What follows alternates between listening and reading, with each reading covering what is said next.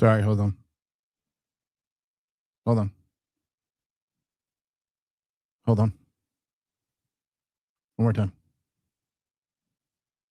Nope, still no news. I refreshed about 100 times. This is Tim, New York Giants Straight Talk, brought to you by, of course, the mighty FanDuel. We love FanDuel.com. Don't forget to go there. Number one sports book in America. Well, you know what? You need the number one sports book right now because it is a snowy day here in the Northeast. We're sitting here waiting, and we're waiting, and we're waiting. Juan says, GM Tim online, Big Blue.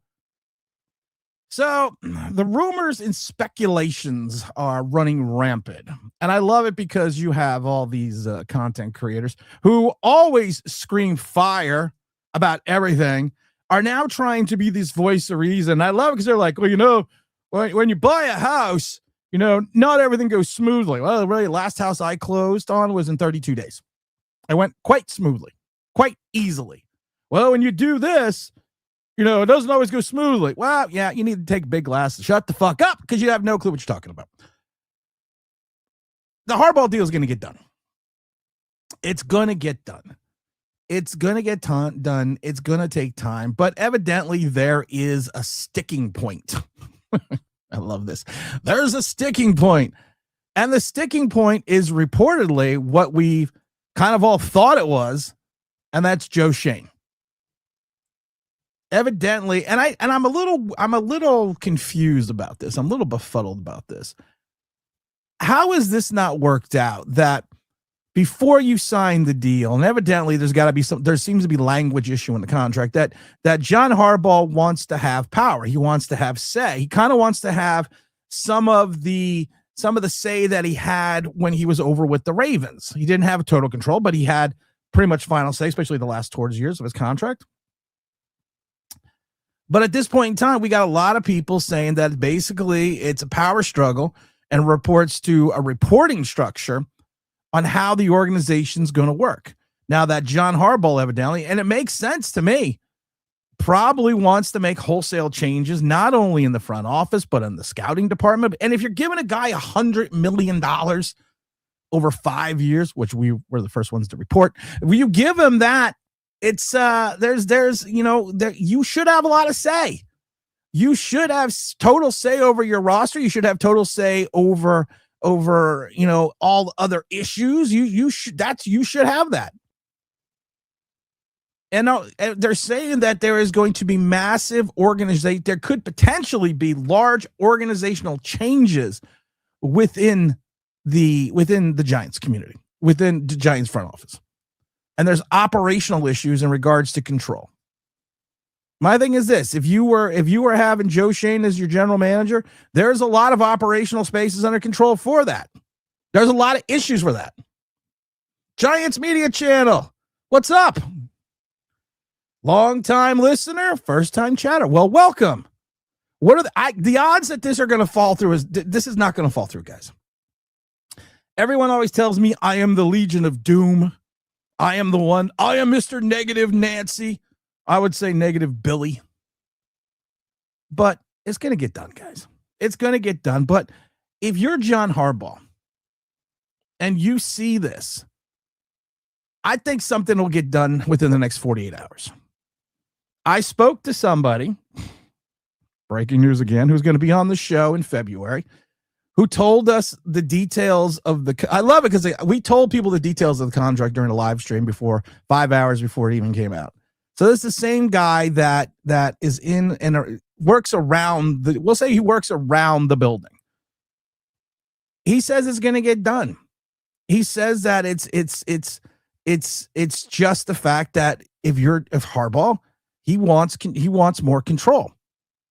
He wants to have the ability to make these changes. He wants to have the ability to maybe potentially bring in a new general manager. He wants the ability to have that, maybe not 100% autonomy like George Young had.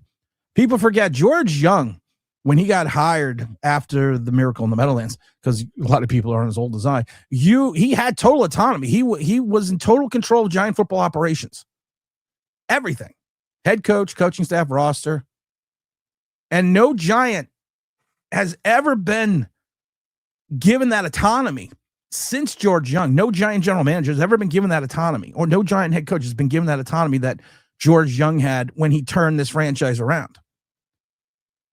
They're just saying that, like I said, there is like I said, he defined it as organizational reporting structures. That's what he called it. And evidently the attorneys, which is rightfully so, and the agent for John Harbaugh is being very meticulous in the wording of these documents in reference to what John Harbaugh can do in regards to making direct changes to not only the coaching staff, but the operational staff in the front, the day-to-day operations of scouting, the day-to-day operations of free agency, of cap management. Cap management, Colts and McDaniel. Yeah, I got flashbacks. Like I said, I'm an old timer. I got flashbacks of Rollie Massimino, the old basketball coach at Villanova, who won a national championship at Villanova, decided, I'm going to the Nets. I'm going to the Jersey Nets. I'm going pro. And then at the last minute, they announced it, everything. Then the last minute, he said, nah, I'm going to UNLV. So, but like I said, this guy who's told us information before has given us a little bit more detailed and insight. And he is saying the same thing that I've heard, that the deal is going to get done. There is a contractual language issue with inside the deal itself. And it basically has to do with control. Control, now that I'm all grown up. And that's it. And the team, Harbaugh, wants to be very meticulous on reference to what he needs in this contract. Because at 63 years old, if you take a look at this, at 63 years old, this is his last big payday. We've said it before. Coughlin won at 62 and 66. Reference to Super Bowls. This is his last big payday, probably. This is his last big hurrah. This is his legacy-defining moment. And I keep hearing the same thing, that it's close. We're getting close. That there's no hurry to get this done. Like I said, this guy has told me stuff before, and he's got it 100% accurate. That there's no hurry to get it done. Tommy DeVito's soundboard solely messed. Yeah, Tommy DeVito's soundboard is totally, but it's going to get done, guys. And like I said, I trust this guy. I believe this guy. If you've been following the channel, this gentleman told us certain things like Giants wouldn't pass on Andrew Thomas, that they were signing Blake Martinez and Adoree Jackson, that Matt Rule was never leaving North Carolina. There were so many things that he told us that have come 100% true. And I'm going to stick with what he is saying. And he is retiring February 1st from the NFL. And he has promised to come on, which was going to be the final stream on February 12th, but he's not coming on. I mean, we're not doing the final streaming work because we're staying, because I was stupid and said if the Giants signed John Harbaugh, I wouldn't leave, thinking they would never pull this fucking shit off, but they did. So he is going to still come on the February 12th stream, and he's going to give us insight and detailed information. But right now, what he is saying is very simple. That Team Harbaugh is looking at this like they should from a control standpoint. And we talked about this when he told us this a week ago before he even signed him, that John Harbaugh wants control, that he wants control over, he would like to have final say over hirings, firings, free agency, draft, everything else. And that there would be potentially a demotion for Joe Schoen. We talked about this. We talked about this the day it happened. And literally, like I said, he was able to snap some photos of us for us, which we posted, of Joe Schoen in his new role. So, Joe Schoen, these are actual photos from the New York Giants facility showing Joe Schoen what he's going to be doing once John Harbaugh comes in and takes over. These are live photos we were getting. So yeah, Joe Schoen is not going to have control, and Joe Schoen should not have control. Joe Schoen should never have control. Joe Schoen should turn around and give up his power. And I've said this before, and I've thought this before. The Giants are paying Brian Dable. You don't want to fire Joe Schoen and you fire Joe Schoen and pay him for the 2026 season. You keep him on the interim basis. You don't even have to call it interim, lame duck basis if you want. And then you just allow him to be, that facilitator moving into the 2027 season when John Harbaugh brings in everyone that he wants to bring in. So relax, guys. When this guy speaks, I listen. And he is saying it's on course. Everyone just needs to relax. This is a contractual language issue in regards to control within the front office and the powers that Joe Schoen and the powers that John Harbaugh are going to have. And that's all it is. That this deal is fine. It's one of those things that when you announced the deal, everyone assumed that the contract was done, but the contract was never done. It was basically just a handshake agreement. But like I said, my only concern is why weren't these parameters hammered out before we've gotten to this point? I would assume that these parameters would have been hammered out. I went with that assumption. I really did go with that assumption. But clearly, like I said, he wants power. He wants specific language outlining his role in football operations. And he had that in Baltimore. Not as much as when Ozzie Newsome was there, but his last 8-9 years, he had that. So like I said, he's just saying that it's a language issue. You're going to be fine. Unless the Giants do something totally stupid. And at this point in time, I don't see that happening. And basically saying, well, you know what? We want to keep Joe Schoen over John Harbaugh. Oh, if that happened, I would be a Jet/Eagle fan. But it's not going to happen. It's fine. It's not going to happen, guys. Just everyone just needs to do this. Okay. Yeah, here we go. I'm taking a big deep breath. Hold on. Refresh. Hold on. Refreshing again. Nope. Still no information. What's up, Big Chris? Big Chris says, "Hey Tim, what's up? Who will be our coordinators? These hires are determined by the success of the team going forward. Your thoughts?" They're going to bring people in. He's going to bring his guy. They already talked about bringing in that one guy that was offensive coordinator, which I'm fine with. Wink is not coming back. I love people. Bring back Wink. Wink got fired. Well, not technically. Technically, Wink quit. But Wink got broadsided. And we told the story because we had a guy that we met at that wedding who worked for the Giants and was there. And he drunkenly told us the whole story. But he got broadsided. He has an issue with the Giants. He got fired by Harbaugh. People forget. Wink got fired by John Harbaugh. So Wink's not coming back. Charlie, what's up, Big Charlie? Giants will not give up foot control. Harbaugh wants. This should have been the first thing agreed upon. Charlie, I agree 100%. I do not understand how you do not agree on the language within the contract. I don't understand how you do not agree upon how much control you are given to the team. And I love it because everyone's like, well, you see the picture of him and Joe Schoen at lunch? We have to apologize now to Joe Schoen because Joe Schoen looked like he helped bring him on board. Well, it looks like Joe Schoen is the reason this thing's getting slowed down, that we're slowing this shit down. But you're right, Charlie, 100%. This should have been agreed. Language in this contract like this should have not been agreed upon, but there should have been an outline. I've negotiated multi-million-dollar contracts in the past for businesses, and I can tell you when it comes to certain parts of the language, things that are important to both parties, they're usually outlined out and then hammered out by the lawyers in reference to what I like to refer to as lawyer speak. But it's going to be fine. Until my friend tells me any differently, we're going to be fine. Charlie also says Falcons will give him that. Oh, the Falcons and the Titans will give him that control. From what I heard in Tennessee, that he never really canceled the formal interview, but there were still discussions with Tennessee. Tennessee was going to give him everything. There was rumors out there that there was a team that basically just opened the vault for him and just said, here, we're going to Scrooge McDuck. I'm opening the fucking vault. Do whatever you want to do. Don't forget to hit the like button, guys. Do whatever you want to do. Here's the fucking vault. Here's Scrooge McDuck. We're going to go on and we're just going to call it a day.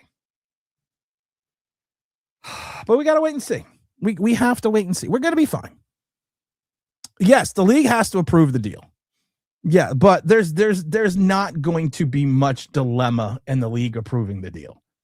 It's more of the fact unless there was something stupid language-wise in the deal. The league will approve the deal. The league always approves deals. There's been a couple times in NFL history where the league hasn't approved player deals because it violated the CBA. But yeah, I would be dumbfounded and befuddled if they did not approve the deal. Good morning, Tim. Good morning, guys. What's up, Moet? Moet 15 used to just be Moet Olson. Big Chris. Good morning. What are we all scared? When do we start to where to God? We're not going to worry. We're not going to worry. We're going to have a cup of coffee. We're going to sit back. When I tell you it's time to worry, then it's time to worry. We got this, guys. Don't worry. I have all the confidence in the world in John Harbaugh. You notice I didn't say I had all the confidence in the world in the Giants. I have all the confidence in the world in John Harbaugh and his team that they can come up with this solution contractually, and we're all going to be fine. My professional opinion that now is the time to panic. Joking, guys, joking. I saw that there was a holdup and where Joe fits in. That's the whole holdup. That is literally the whole holdup right now, where this fits in. And I love it because I'm always waiting one day.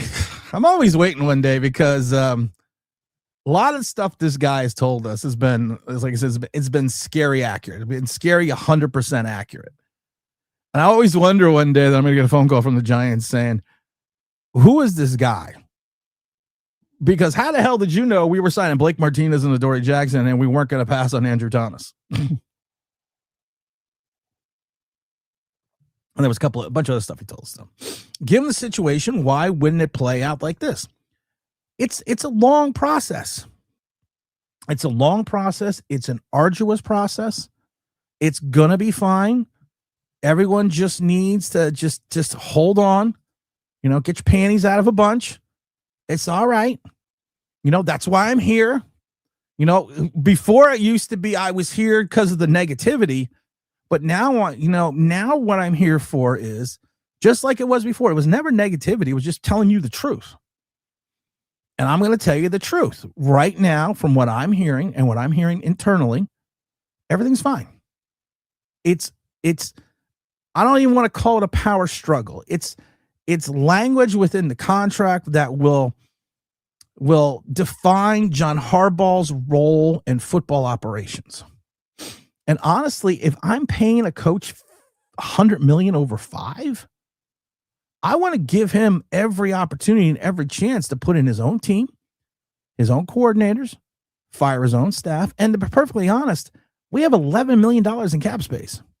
Joe Schoen for 4 years has been cleaning out the cap space. I'm cleaning out the cap space.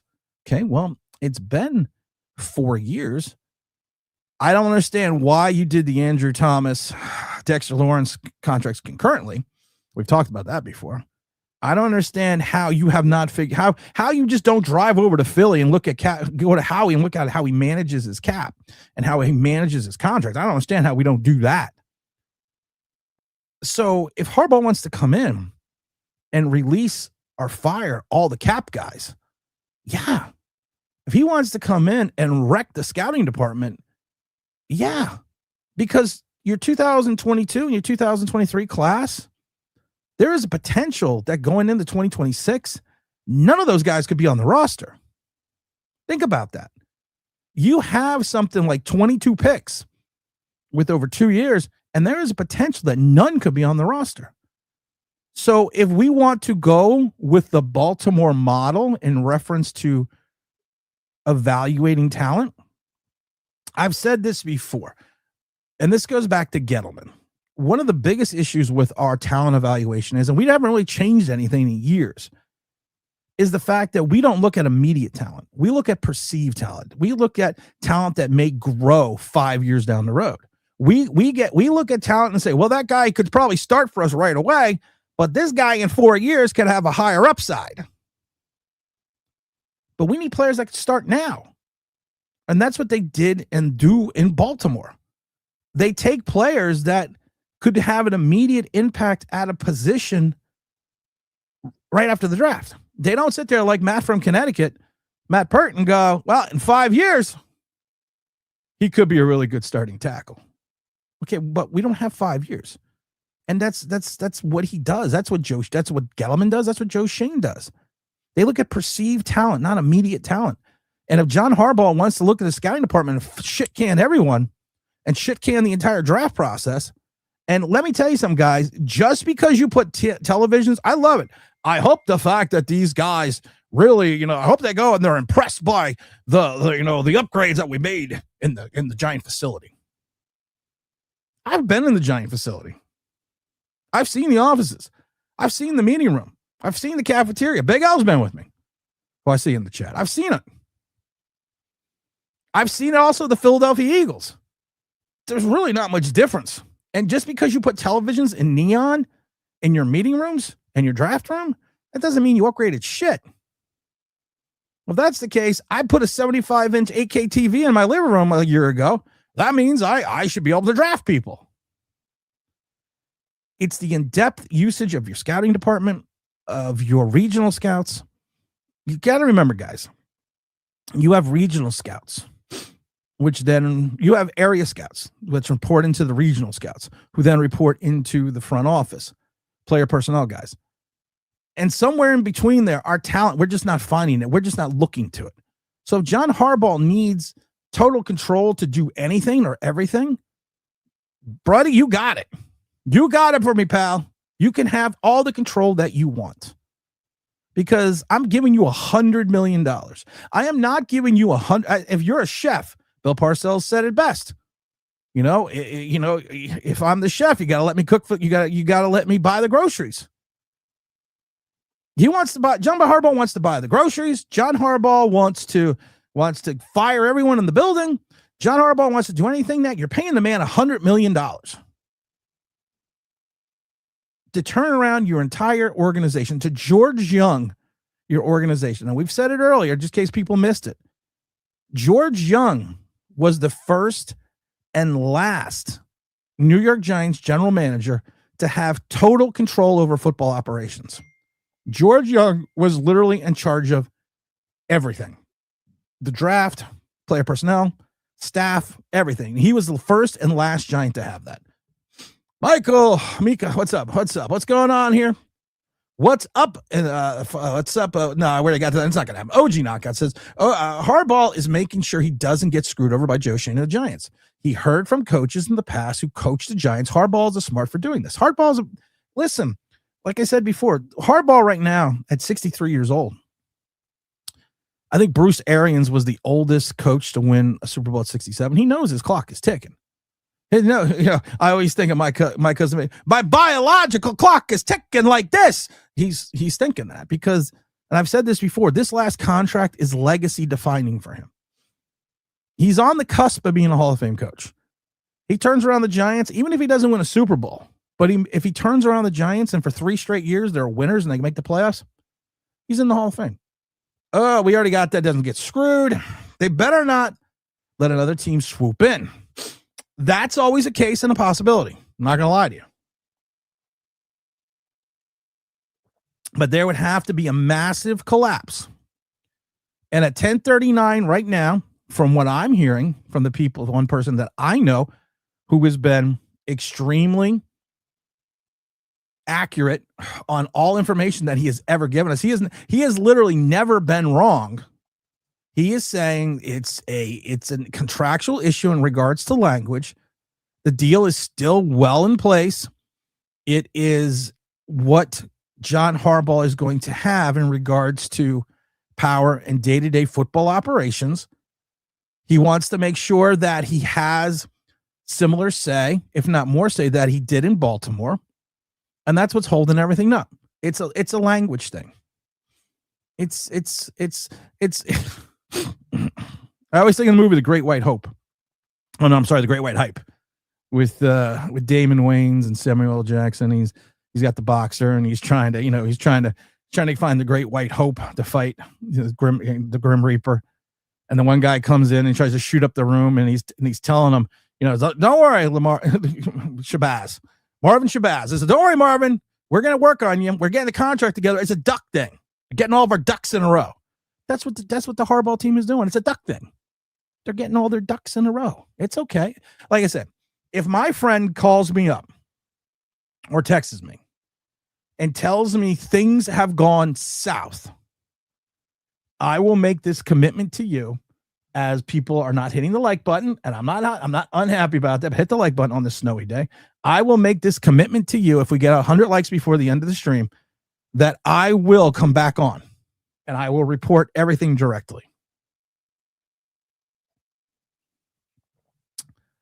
Don't agree with, let's see here. Don't agree with you on stuff, but 100% with you on this, Tim. Harbaugh needs he needs full control.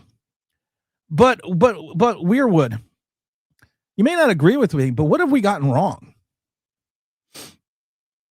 Everyone's big thing is, well, you got Malik Willis wrong. Well, he's getting the bag next year and a starting job, because I said by 26, he would probably be one of the best starters, or a good starter in the league. But that's okay. Yeah, but you got to give him control. You can't, like I said, you can't give a guy $100 million and say, we're letting Joe Schoen. We're going to let Joe Schoen. I'm going to say this slowly because it really hurts my brain. We're going to let Joe Schoen still run everything, because Joe Schoen has been so good at everything that he has done. Not looking at you, Darren Waller. Think about this. Darren Beavers, not on the Giants. McKeithen, not on the Giants. DJ Davidson's probably not going to be here next year. McFadden's coming off the injury. Serviceable linebacker, but still a 13.8 missed tackle percentage for his career. Dane Belton should just be shot out of a clown cannon. Daniel Bellinger, 4 years, guy's got 88 receptions and doesn't really block that well. He's gone. Cordell Flott, you're probably going to have to overpay for 6 games. Joshua Zuda's going to be gone. Wan'Dale Robinson, I keep telling people this over and over again, and they don't listen. He is not Steve Smith, because people are like, he's going to be the Steve Smith Jr., that John Harbaugh. And he's not Steve Smith.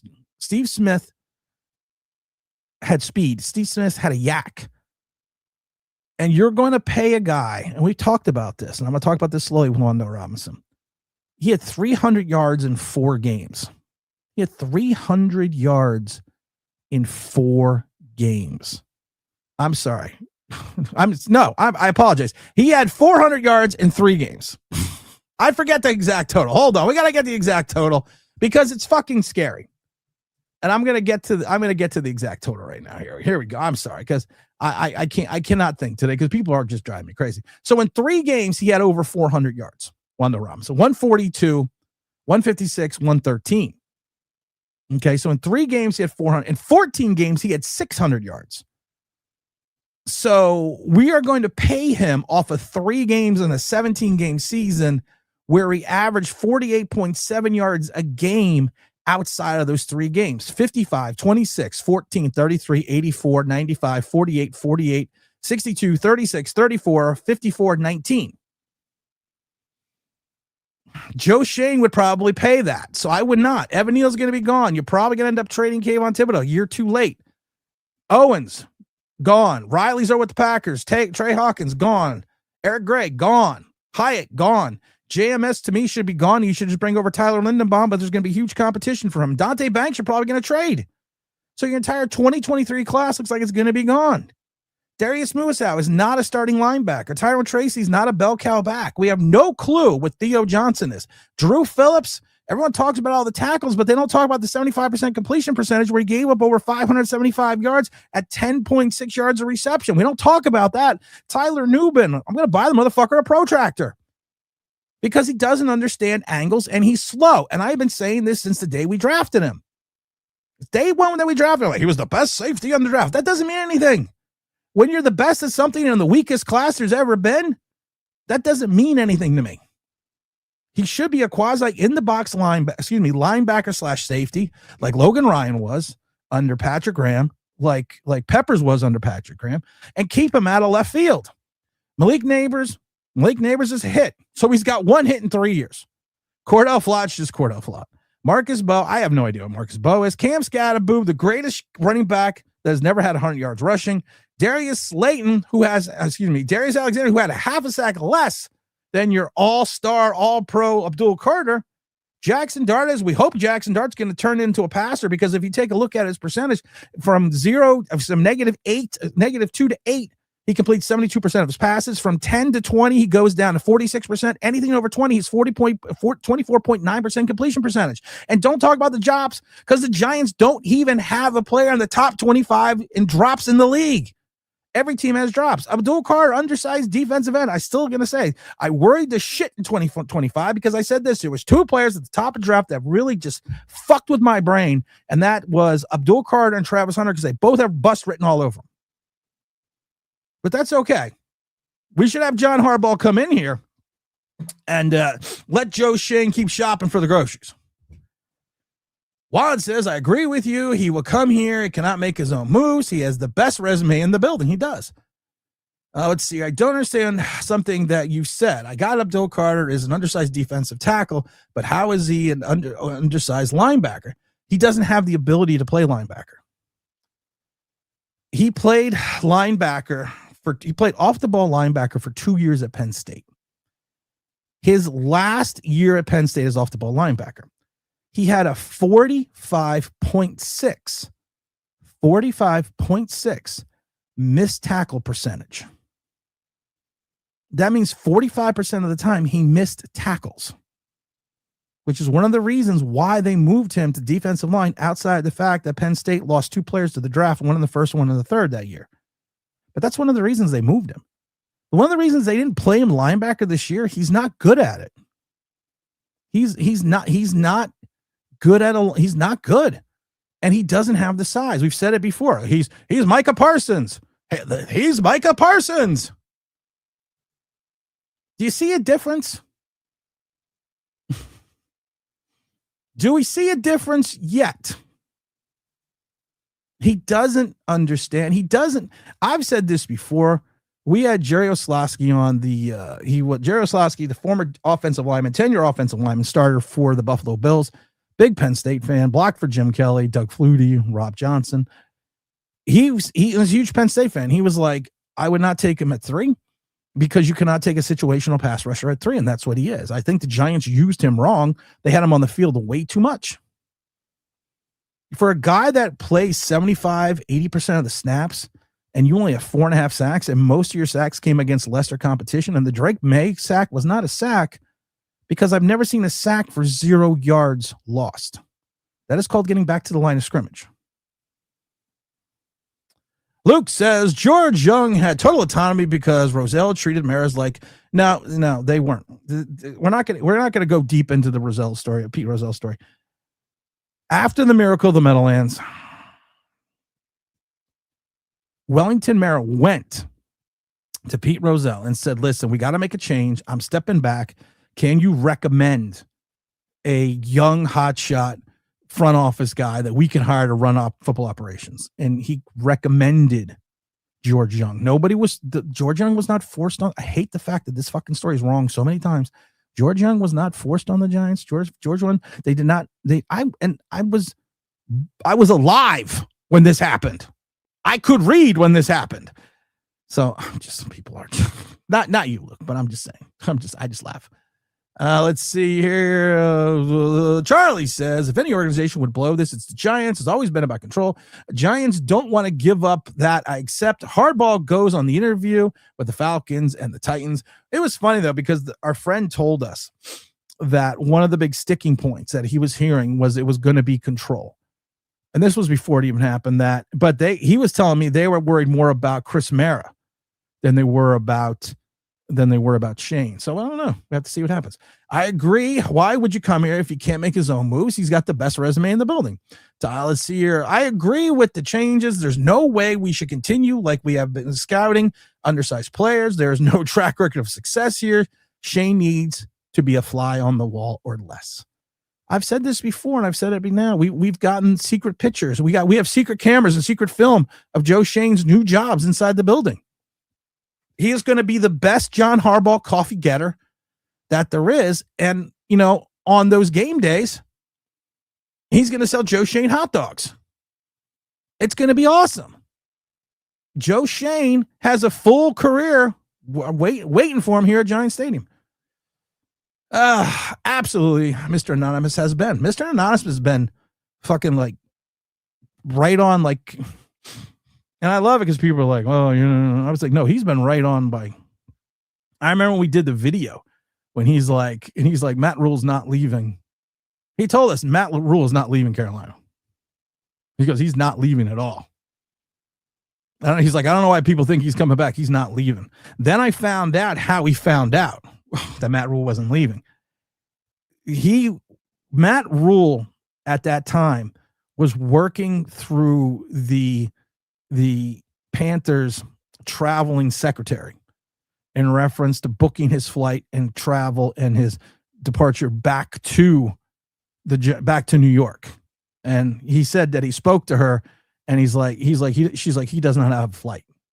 He doesn't have, there's no car service. There's nothing. He is not leaving this building. He does not have a flight. On point 100%. Tim, Joe Schoen lost his power. He should have lost his power. Juan says Joe Schoen's title should be coffee and donut guy. Joe the valet, spot on, of course. Chris says, hey, Tim, what's up? Who will be our coordinators? Well, like I said, I don't know. Whoever he wants. I don't care. Whoever John Harbaugh wants. I'm paying this guy $100 million. If he wants to go get a shovel and dig up, Vince Lombardi and Tom Landry to have that lineage back to the Giants' old days in the 50s when both of them were on the staff, I'm fine with that. It's going to get a little stinky, but I'm fine with it.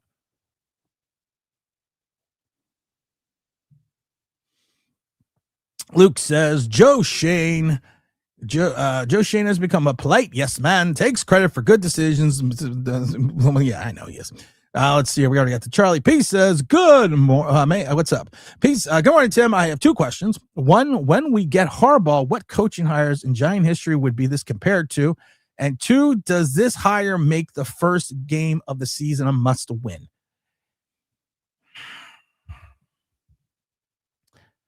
It kind of is two ways. I can give you this two ways, but to the point that it's not as pronounced because of the fact that he never won a Super Bowl, but he went to 4 of them. That's Dan Reeves.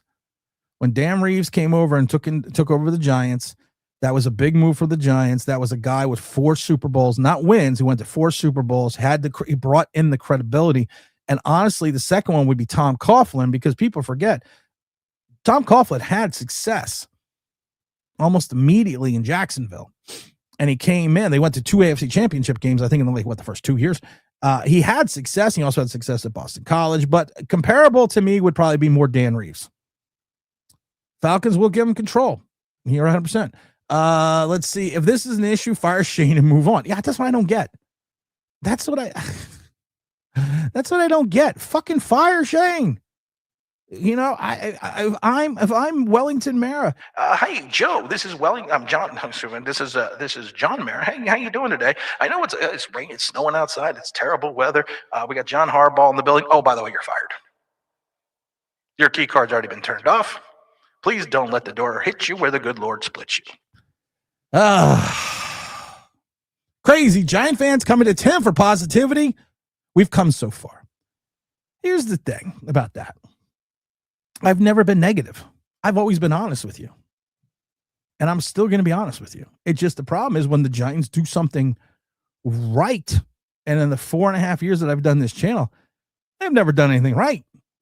When they've done something right, when they do something right, when they do something smart, I will give them all the props and all the flowers in the world. But I'm also not going to let people start driving off the cliff because of Joe Schoen. I mean, we're not going to sit there with Thelma and Louise and hold each other's hands and drive off the fucking cliff because there's nothing to drive off the cliff about. I told you if my friend texts me, hold on, let's refresh. Let's see. Nope, still no news at 10:54. When something goes wrong, guys, I told you, I'll let you know. And if the Giants fuck up, I'm going to be the first one to tell you they fucked up. But my thing is this, they haven't fucked up. They're doing fine. It's going to take time. It's about operational control, and that's what it's always been. And that's what it's going to be. So relax, have a beer. Don't cost nothing. It's maybe a little, it's not that early. It's almost 11. It's almost 11, guys. Just relax. It's going to be fine. I've said this before, and I said this on the last stream. The press conference probably going to be Wednesday. You figure you're going to get all your ducks in a row. You're going to get them to sign the contract. You're going to shoot the contract over to the league office. The league office is going to take a look at it. The league office is going to approve it. And then you're done. And then you sit there, and Martin Luther King Day is on Monday. You don't want to do it then. Tuesday's not a great media day. Wednesday's not any better. Thursday would be a better media day, but Wednesday to me is better than a Tuesday. So you have the press conference on Wednesday. We're good. Just relax. It's okay. Grab a brew. Don't cost nothing. Smoke if you got them. That's all right. Morning. So John Harbaugh's not signed. Are we just waiting on league approval of his control? No, they haven't finished the contract yet. Let's see here. Man, Fried Cookies. Thanks for the heads up, man. You're welcome. We got you. We got you, guys. We got you. Like I said, it's all possible. Is it possible that Chris Maris said one thing and Shane doesn't? No. This, you know what? I give the Maras all the credit in the world. I give the Maras and the Tishes all the credit in the world. Chris Mara goes down to Baltimore, has lunch with the guy at his house the Sunday. Bob Tisch pulls a pimp move. Not only does he send his private jet to pick up John Mara, he goes with the jet. Because he's like, you know what? I'm going to talk to this motherfucker back. I'm going to talk to this motherfucker back to the building. You know, I think the biggest issue was that I laughed to death because I cringed when I saw the picture of Joe Schoen with John Harbaugh. I cringed. I was like, no. I was like, no. I was literally like, no, stop, no. I was like, get him out of the building. No. I cringed when I saw that picture. But you know what? We're just gonna take it in stride, right? We're gonna take it in stride. We're not gonna panic. There's no panicking. Don't go to these other stupid channels that are like, oh no, blah, blah, blah. They don't know shit. Okay, relax. It's okay. Everyone is just speculating. But as the only person who has worked in the NFL and the Arena Football League, I will tell you, this is just standard contractual stuff. And unless it turns into some complete power struggle, unless some moron, that picture made me cringe. And I love it, though, because if you look at the picture and if you go by body language, Joe Schoen is trying to puff out his chest like a peacock, and he's leaning more into the picture. John Harbaugh is actually leaning towards his agent. He's leaning in. He's not centered. He's leaning in towards his agent. So I do find that interesting. I do find that funny. You know what I don't find funny? When you're looking to place that bet, where do you go? You go to FanDuel.com, number one sports book in America. That's FanDuel.com. New customers bet $5, get $300 in bonus bets if you win. That's FanDuel.com. Game responsibly. They got everything. They got sportsbook. They got casino games. They got fantasy. They got racings. They got research. They got FanDuel TV, which I told you that I love. I go to the sportsbook app all the time, so make sure you download it. We give you some great parlays. How about a same game parlay? It's not a big bet, but if you bet $10 on this bet, you will win $52. The same game parlay is Josh Allen, touchdown anytime scored. RJ Harvey, anytime touchdown scored. Bo Nix, 175 plus yards. James Cook, 10 plus yards. Yeah, I'm betting. I'm taking that bet. I'm going to the mightyfanduel.com. I'm probably going to take, let's see, Denver's 1.5 favored in Denver. I don't know, Buffalo, I think we might be headed towards a Buffalo-Chicago, which would be actually that would be a really nice Super Bowl because it's just something totally different. Bears haven't done anything since, 85? You know, when they went with the Rex Grossman years. But I would you know what? I would take, I still think Denver, I think Buffalo may win, but by like a point or two. So I'm going to take the Bills and the points.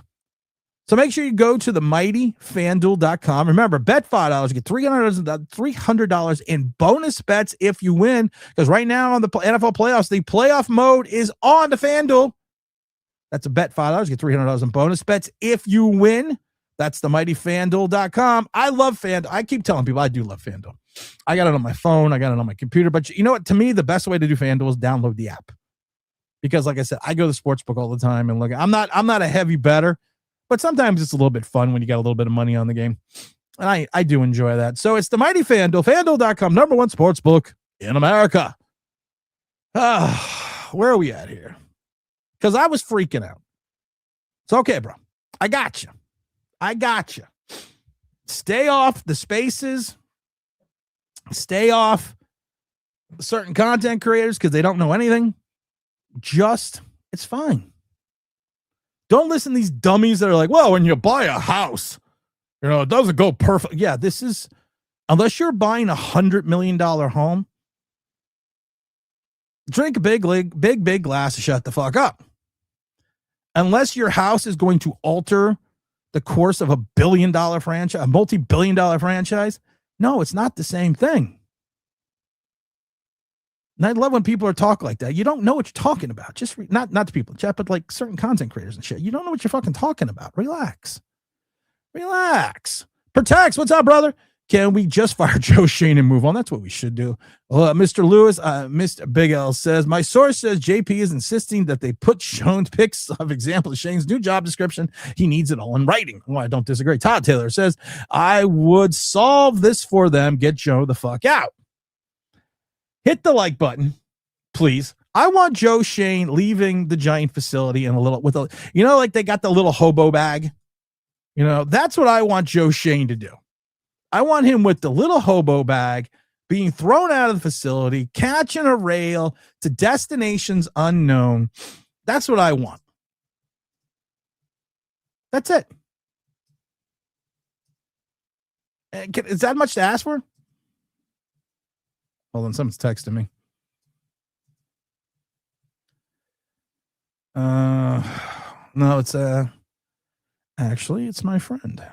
It is my friend. Hold on. Let's see if he has any information here. Let's see if he has any info. Hold on. We're getting breaking news text message here. Let's see if it's anything. Hold on. Just everyone hold on a second. Hold on. Everyone just wait. No. He just texted me. At this point in time, there is no new information. Everything still seems to be on track. Okay. I'm good with that. That's fine. See? We're fine. We're all good. He says not to worry. He says, tell people, I love this. And I'm trying to hold on here. What is he saying? Hold on. What is he saying here? He's saying, tell people, don't worry. Okay. I guess that's easier said than done. Don't worry, guys. That's where we're at. We're at don't worry. Be happy. Where's my cameras thing here for? Okay, hold on. We got to do that. I don't know where we're at here. Oh, here we go. Are we over here? Is this us? Yeah, okay. All right, he's saying don't worry. So if he tells me don't worry, I'm going to tell everyone right now, literally I'm getting word not to worry. That it's going to be done. Anything else? What else is he saying here? Nothing else. This is just regular stuff. Oh, wait. Wait. There is breaking news. Hold on. Wait a minute. Everyone just hold on a second. We do have breaking news here.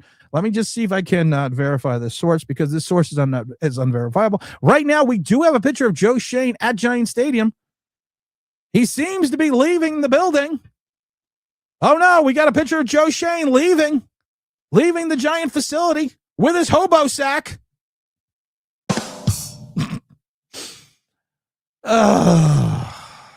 It's fun being me.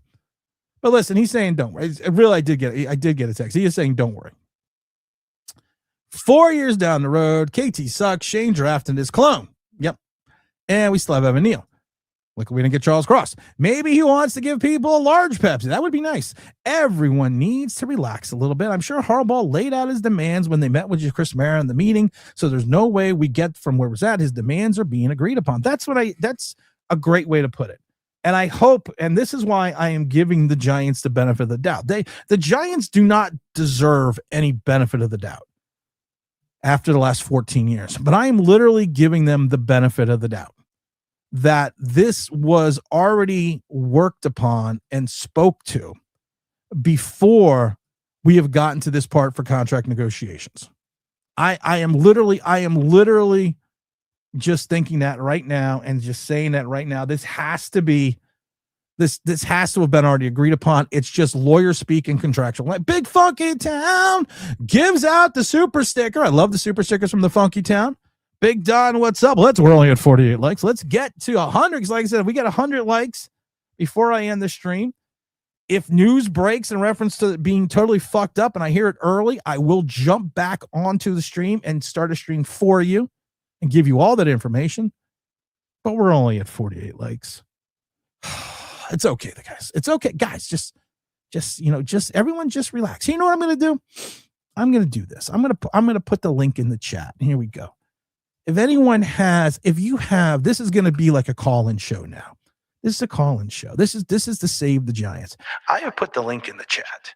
If you're a Giant fan and you have angst and you have issues and you feel like the whole world is falling apart because of this John Harbaugh issue, please call in directly and we will give you the support and guidance you need to get through this terrible time because it's all going to be fine. And welcome to the Love Line. All right, guys, everyone's going to be fine. If I have to be the voice, I always love it because a lot of people always say that, listen, if Tim's the voice of reason, we're all fucked. Used to get that a lot. If we're all listening to Tim, we're all screwed. Because I'm not usually what they would refer to as the most unactionable person. Let's see here. We got to that one. P says, good morning, Tim. We got to the 2 questions. Who are this first? No, it's not a must. Sorry, Peace. I didn't. Mr. Manto. I didn't get to you on this one. It's not a must-win game. There are no must-win games. The first game of the season. I don't care if you bring in. I don't care anyone. There is no must-win games in the first games of the season. And if anyone that tells you that, it's crazy. Because there's 17 games in the season. Giants went 0-3 when they won the Super Bowl in 2007. So it's not a must-win. It's not a must-win game. I will say this: you can't get blown out. You can't do a game like versus Minnesota a couple of years ago. You know, like I said, beautiful day in Minnesota. There's me and James in the booth drinking the mimosas. 72 degrees outside, kickoff, all the euphoria of the season. We're sitting in our own beautiful suite, waiting for all the shit to start. And what happens? They put up a stinker. So just be competitive. You don't have to win. Just literally be competitive.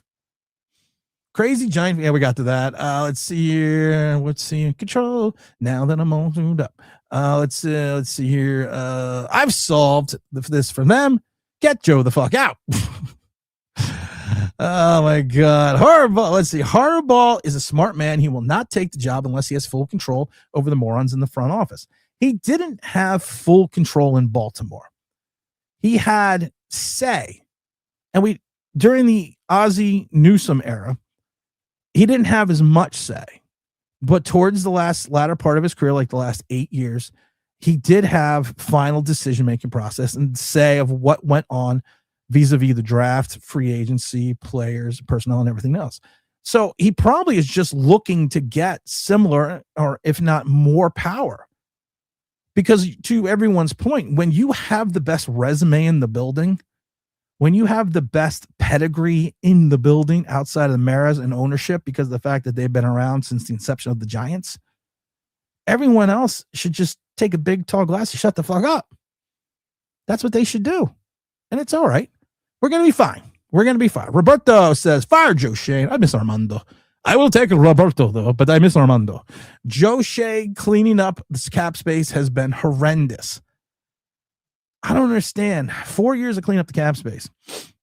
And right now you have $11.5 million, which is 21st in the league. Yeah, you could clear about another 40, so that would probably give you about $55 million. But you have multiple teams with $100 million plus in available cap space. I would love Tyler Lindenbaum to come here because the Baltimore Ravens didn't pick up his 5th-year options because it would have been because the way that your 5th-year option is decided. It's in regards to your playing time. It's regards to, awards and accolades, and it goes to where you are in the spectrum of being how good. Now you're not gauged just off centers. This formula is formulated in the entire offensive line, including tackles. So his salary would have been $23.8 million, which I guess they thought was too much. Now you got to remember, the Chargers, who have an issue at the offensive line and who have a issue at times with the duck, they're already being talked about getting Tyler Linderbaum because they have $100+ million. The Raiders have $120+ million, and Titans have $100+ million. These guys, and this is before all renegotiations and people waiving. And I always try to remind people in Giantdom, if you clear $40 million in cap space, how did you do it? This is what I always tell people. How did you clear $40 million in cap space? Simply, you waived people. You traded people. You cut people. Which means you did what? You opened an additional roster spot. So now if you were looking for 12 guys on your roster, let's just say, I'm just throwing out an arbitrary number, and you get rid of 6. So you're no longer looking for 12 guys, you're now looking for 18. So you're either going to find them vis-a-vis free agency or the draft. Oh, it's tough being the voice of reason.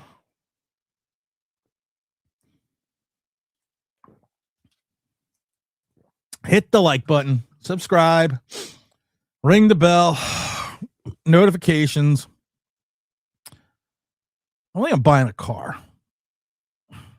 I got the car itch. As I mentioned, I got the car itch. So I think I'm buying a car. But I think I'm gonna get. I used to have a Dodge Challenger, which I loved, and I should never got rid of the car. But I love that car. So I'm thinking about getting a new one. Not the new one, because I hate the new body style. But I had a 19 with the RTS and everything else, and I had white leather interior. I had white center interior on the seats with black trim, and all white in the car. I was fucking shaft, man. I'm thinking about getting another one of those. Big L says, although John Harbaugh is not going to relent when he knows he has leverage to get. John Harbaugh has all the leverage. John Harbaugh literally is swinging the biggest dick. You know, they always say, is this a dick measuring contest? He's got the biggest dick in the room. He's Long Dong Silver. He's got it. So he's got all the leverage. So, because the Giants would be mortified and petrified if he all of a sudden said, you know what, I'm going to Tennessee. Oh, let's refresh, guys. It's been a while. Come on, everyone. This is going to be the new thing. Everyone, 1, 2, 3, refresh. Nope, still nothing. Oh, wait a minute. I didn't check that email. Control, now that I'm all grown up. Okay, still nothing. Oh, nothing. Okay. 4 years down the road, KT sucks. We got that. Fire Joe. Maybe people want to give a large Pepsi. Everyone needs to relax a bit. I'm sure Harbaugh later. Yeah, we already got to that one. Let's see. Harbaugh will have to drag the Giants ownership, kicking and screaming to relevancy and success. It literally kind of does seem that at times, doesn't it? That we have to go out to get someone like John Harbaugh to force the Giants to be successful. We're going to have to force you to be successful because of the fact that you do not know how to do it on your own. So we're going to force you to be successful. Let's see. The rumors are like this. The Gene Shane new roles. Yeah, we already know the rumors dramatically changes. Let's see here. Now that I'm all grown up. Control. I just love people like, it's like buying a house. No, it's not like buying a house. It's not. I would do it today.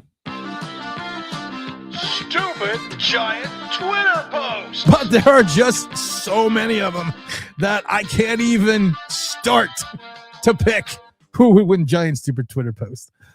There's just way too many people here that we can't even pick them. Fire Joe Schoen. Wait a minute. Fire Joe Schoen. Languages. Fire Joe Schoen. What's up, RWB? Good morning, Tim, and everyone in the chat. We're going to fuck this up. No, they're not going to fuck this up. They're not going to fuck this up. Okay, look at me. I'm not having a great hair day. All right. At 50 plus years old, who has the best hair on Giants YouTube? Giant content creator. Who's got the best fucking hair? And I'm 50 plus years old. And I mean plus. I'm closer to 60 than I am 50. Who's got the best fucking hair? Yeah, we know who it is. So they always say you trust the people that have the best hair. Not Mel Kiper, though, because he's trying too hard. So they're not going to fuck it up. It's going to be okay. RWB, hit the like button. We got 60 likes. Let's get to 100 because we're going to get to, you know what? We're going to make this bet. I guarantee you, if we get to 100 likes, he will have his contract signed by Sunday. And I will come back on and talk to you all about it and get all your feelings. Mr. Weaver, where you been? Got a feeling Tim is going to either be Harbaugh or Schoen, and I think Bear is fed up with losing, and he's going to go with Harbaugh. Yes, he's going to be fine. Juan says, at this rate, Harbaugh will end up with the LA Dodgers. Yeah, it's fucked up, but not wrong, but fucked up. I've seen people on Twitter creating Joe Schoen for Harbaugh hire, bizarro world. Twitter is just a bizarro world, but that's fine. We're going to be all right, guys. Robert says, why don't they listen to people who pay to see the games? The fans want Schoen fired. Listen, as a season ticket holder, this was going to be my last year was my last year. I kept saying last year's my last year being a season ticket holder. My family has had season tickets since 1976. Different members of the family, not starting with my father, starting with myself, starting with some other siblings. We've all had season tickets at one point in time since 1976. And I only renewed last year because I forgot to click auto renew off and I had my credit card on file. So this year, halfway through the season, I took my credit card off file and I clicked off auto renew. Well, I went back and I put my credit card back on file because what I'm doing is I'm going to renew my season because of this John Harbaugh signing, and it's going to be a signing. I have decided that I'm going to be a season ticket holder again. I'm going to keep my season tickets, at least for another year, at least to see what happens. Coach Dave, what's up, Coach Dave? Tim, the Giants are running like a small town pizza shop. Every fan and their mother has an inside source. I know. I know. And I always love it because people are like, you always say you have inside sources, but you never, no, actually we've been right many times. And what content creators actually had on NFL players, former NFL players, not just Giants, just former NFL players. So, we still have a little cachet. We don't have much cachet left because everyone I know that worked in the league in the AFL is in the NFL. The Arena Football League is pretty much gone, but everyone that I know that used to work in the NFL is either retiring or dying off. So we're running out of time here. Tyler Trigonometry, not my thing. Tyler Newman Trigonometry. I do like that. Juan says the Giants could be good guys, but a shit GM along with the scouts have been there for years. You got to get rid of everyone. Damn, Tim. You're so scathing in your reviews, but the shit is true. That's the thing. I'm never going to shy away from whom I am. I've always told you guys like it is, and I will continue to tell. I've told you what it like it is, and with the Giants, with the content creators, just life in general. I'm always going to tell you that. That's never going to change. And all of a sudden, people are like, "Well, it's this newfound positivity." Well, in the 4 years I've been doing this channel, there was nothing to be positive about because they ignominiously always made stupid moves. But now this is something they have. I give them full credit in the world. John Harbaugh is the best coach to hit the market since '93 when Parcells came back out of the booth after the stint from leaving from the Giants and screwing over the Tampa Bay Buccaneers and Hugh Culberhouse. But this is the biggest coaching name since then. Not Andy Reid, because Andy Reid never won a championship by the time when he went to Kansas City. Went to Super Bowl, never won it.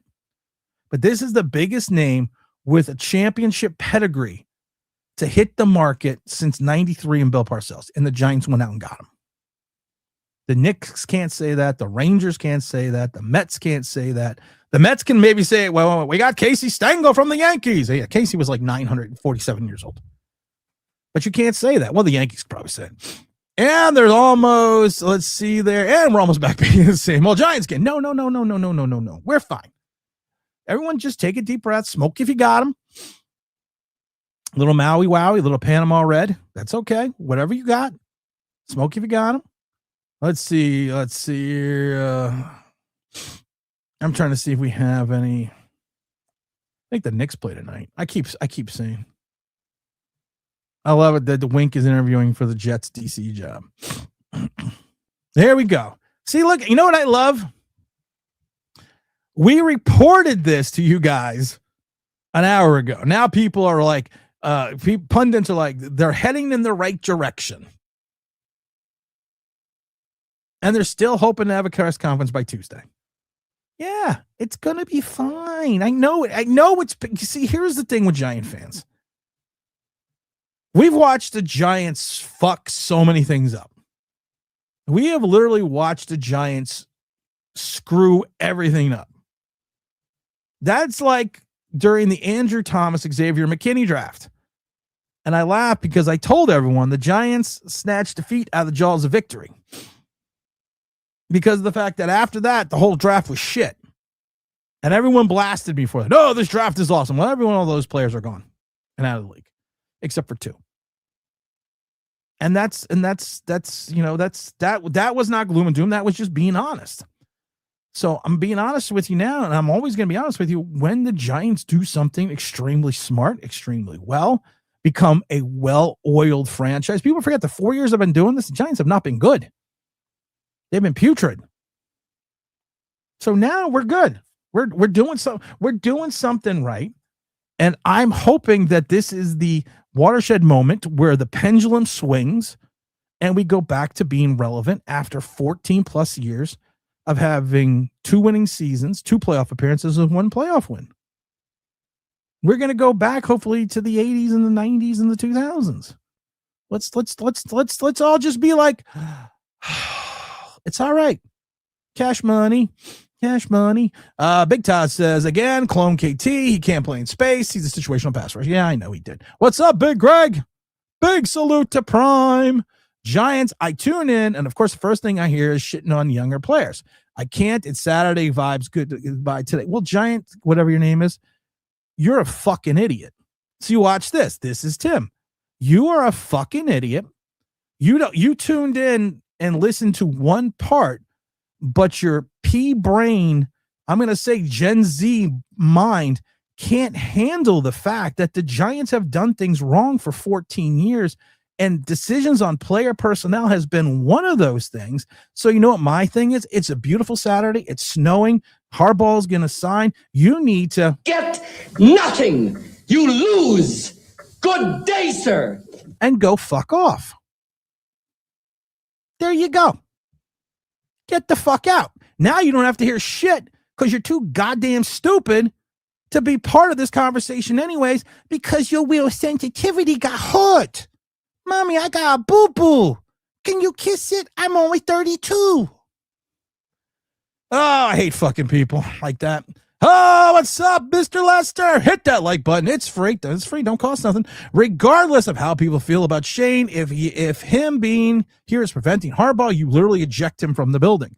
Yes, I would literally go Top Gun. I would find Goose's ejector seat, and I would shoot him out of the fucking plane. I would not even think twice about it.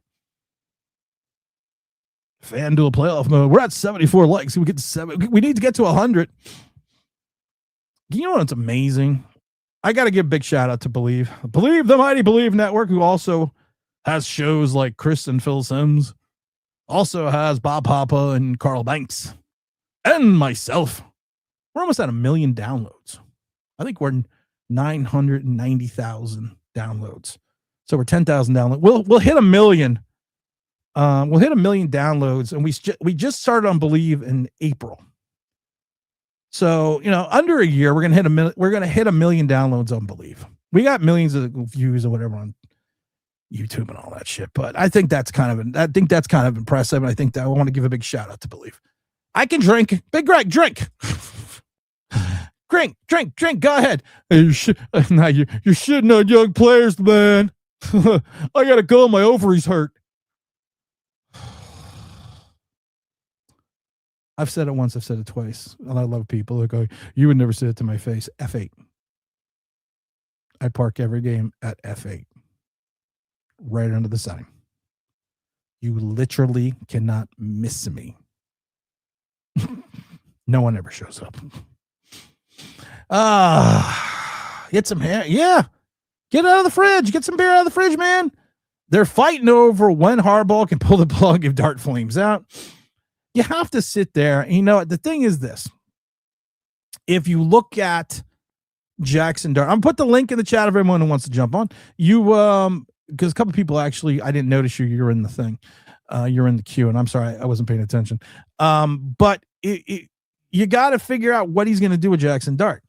Because we've said this before, and you know, I love graphs because they don't lie. I love photos because they don't lie. You go to all Jackson Dart's games, you know, he's great. He's great when you're throwing -2 to under 10. Then you go over 10, look at all the whites. And they're like, well, Tim, that's just one game. Okay, well, here we go again. And you look at -2 to 10, then you go over 10, and you look at all the whites. Well, Tim, that's just 2 games. Okay, here we go again. Anything under 10, you're in the green. Anything over 10, you're not. Well, Tim, that's just 3 games. Okay, we'll keep going. So here we go. Anything under 10, everything over 10. Well, Tim, that's just 4 games. That is literally the mindset to certain Giant fans. And like I said, you have to give, you have to put the reset, you have to push the reset button. Because I still don't think Jackson Dart's the guy until he becomes a passer. All the things that you could say about Lamar Jackson, he was a better passer coming out of Louisville than people gave him credit for. Because he ran a different system against Louisville. I remember when he beat Rutgers. I was there. So you got to hit the reset button on Jackson Dart. You got to hit the reset button on the offense. Once Harbaugh signs, you have to remember this. Everything, and I keep trying to explain this to people. The season is over for the Giants. So the season right now is erased. So everything right now is starting anew. So everyone gets a clean slate. Everyone gets a fresh start on this organization or within this organization. That's what you got to do. They already talked about Russell Wilson going to go be the backup Jordan Love after Malik Willis gets his deal. But it's all fine, guys. You're fine. You're fine. It's okay. Big Greg says, wait, though, there was a stipulation with the sign Harbaugh. What happened? It has to do with structure. Joe Schoen, your card access has been denied. I agree. What's up, Asming? Body language expert. Actually, my wife is. Mr. LeVar, are you going to turn the camera on? Or are you just going to be what you caught? All right, LeVar, let's talk. As you always say, let's talk. Yeah, I'm in here cooking right now. What are you making? It's what I got going, some bacon, eggs, and waffles. Oh, there you go, man. There you go. Chefing it up before work. Yeah, there you go. I like that. I forgot to eat breakfast because I was outside shoveling snow. Yeah, and I'm I don't know what to call it. I don't want to get your YouTube hit, so I got the camera off. It's okay. That's all right, man. It's all good. Yeah, but like I care. I think Harbaugh is going to do what he does best, and that's manage the team overall, especially when it comes to Jackson Dart. I feel like he's going to send him wherever. I feel like he's going to send him wherever he sent Lamar Jackson to. Whatever camp that was that turned Lamar to what he is today, that's where Dart is going, in my opinion. Hey, it could happen because they're talking about bringing over the guy that's been the offensive coordinator the last 3 years over in Baltimore that made that some of the last couple of best seasons he had outside the injuries were the last couple of years, Lamar Jackson. So like I said, if that happens, I'm telling everyone the reset. John Harbaugh comes in the building, the reset button is hit on a majority of these players. Yeah, and I feel like he'll put the proper coordinators around, because I don't think Harbaugh is a offensive or defensive minded guy. If I'm not mistaken, he was a special teams person or whatever. He was the special teams guy that was given the title of defensive back coach when he was with the Philadelphia Eagles before he got the job in Baltimore. Right. But I do The think comparison, Joe Judge comparison, was always John Harbaugh. say that again for me. I got distracted. When Joe Judge was hired, his comparison was always John Harbaugh, because John Harbaugh was a special teams coach like Joe Judge was. Yeah, but Joe Judge, and I don't even like remembering his Neither do I. tenure here.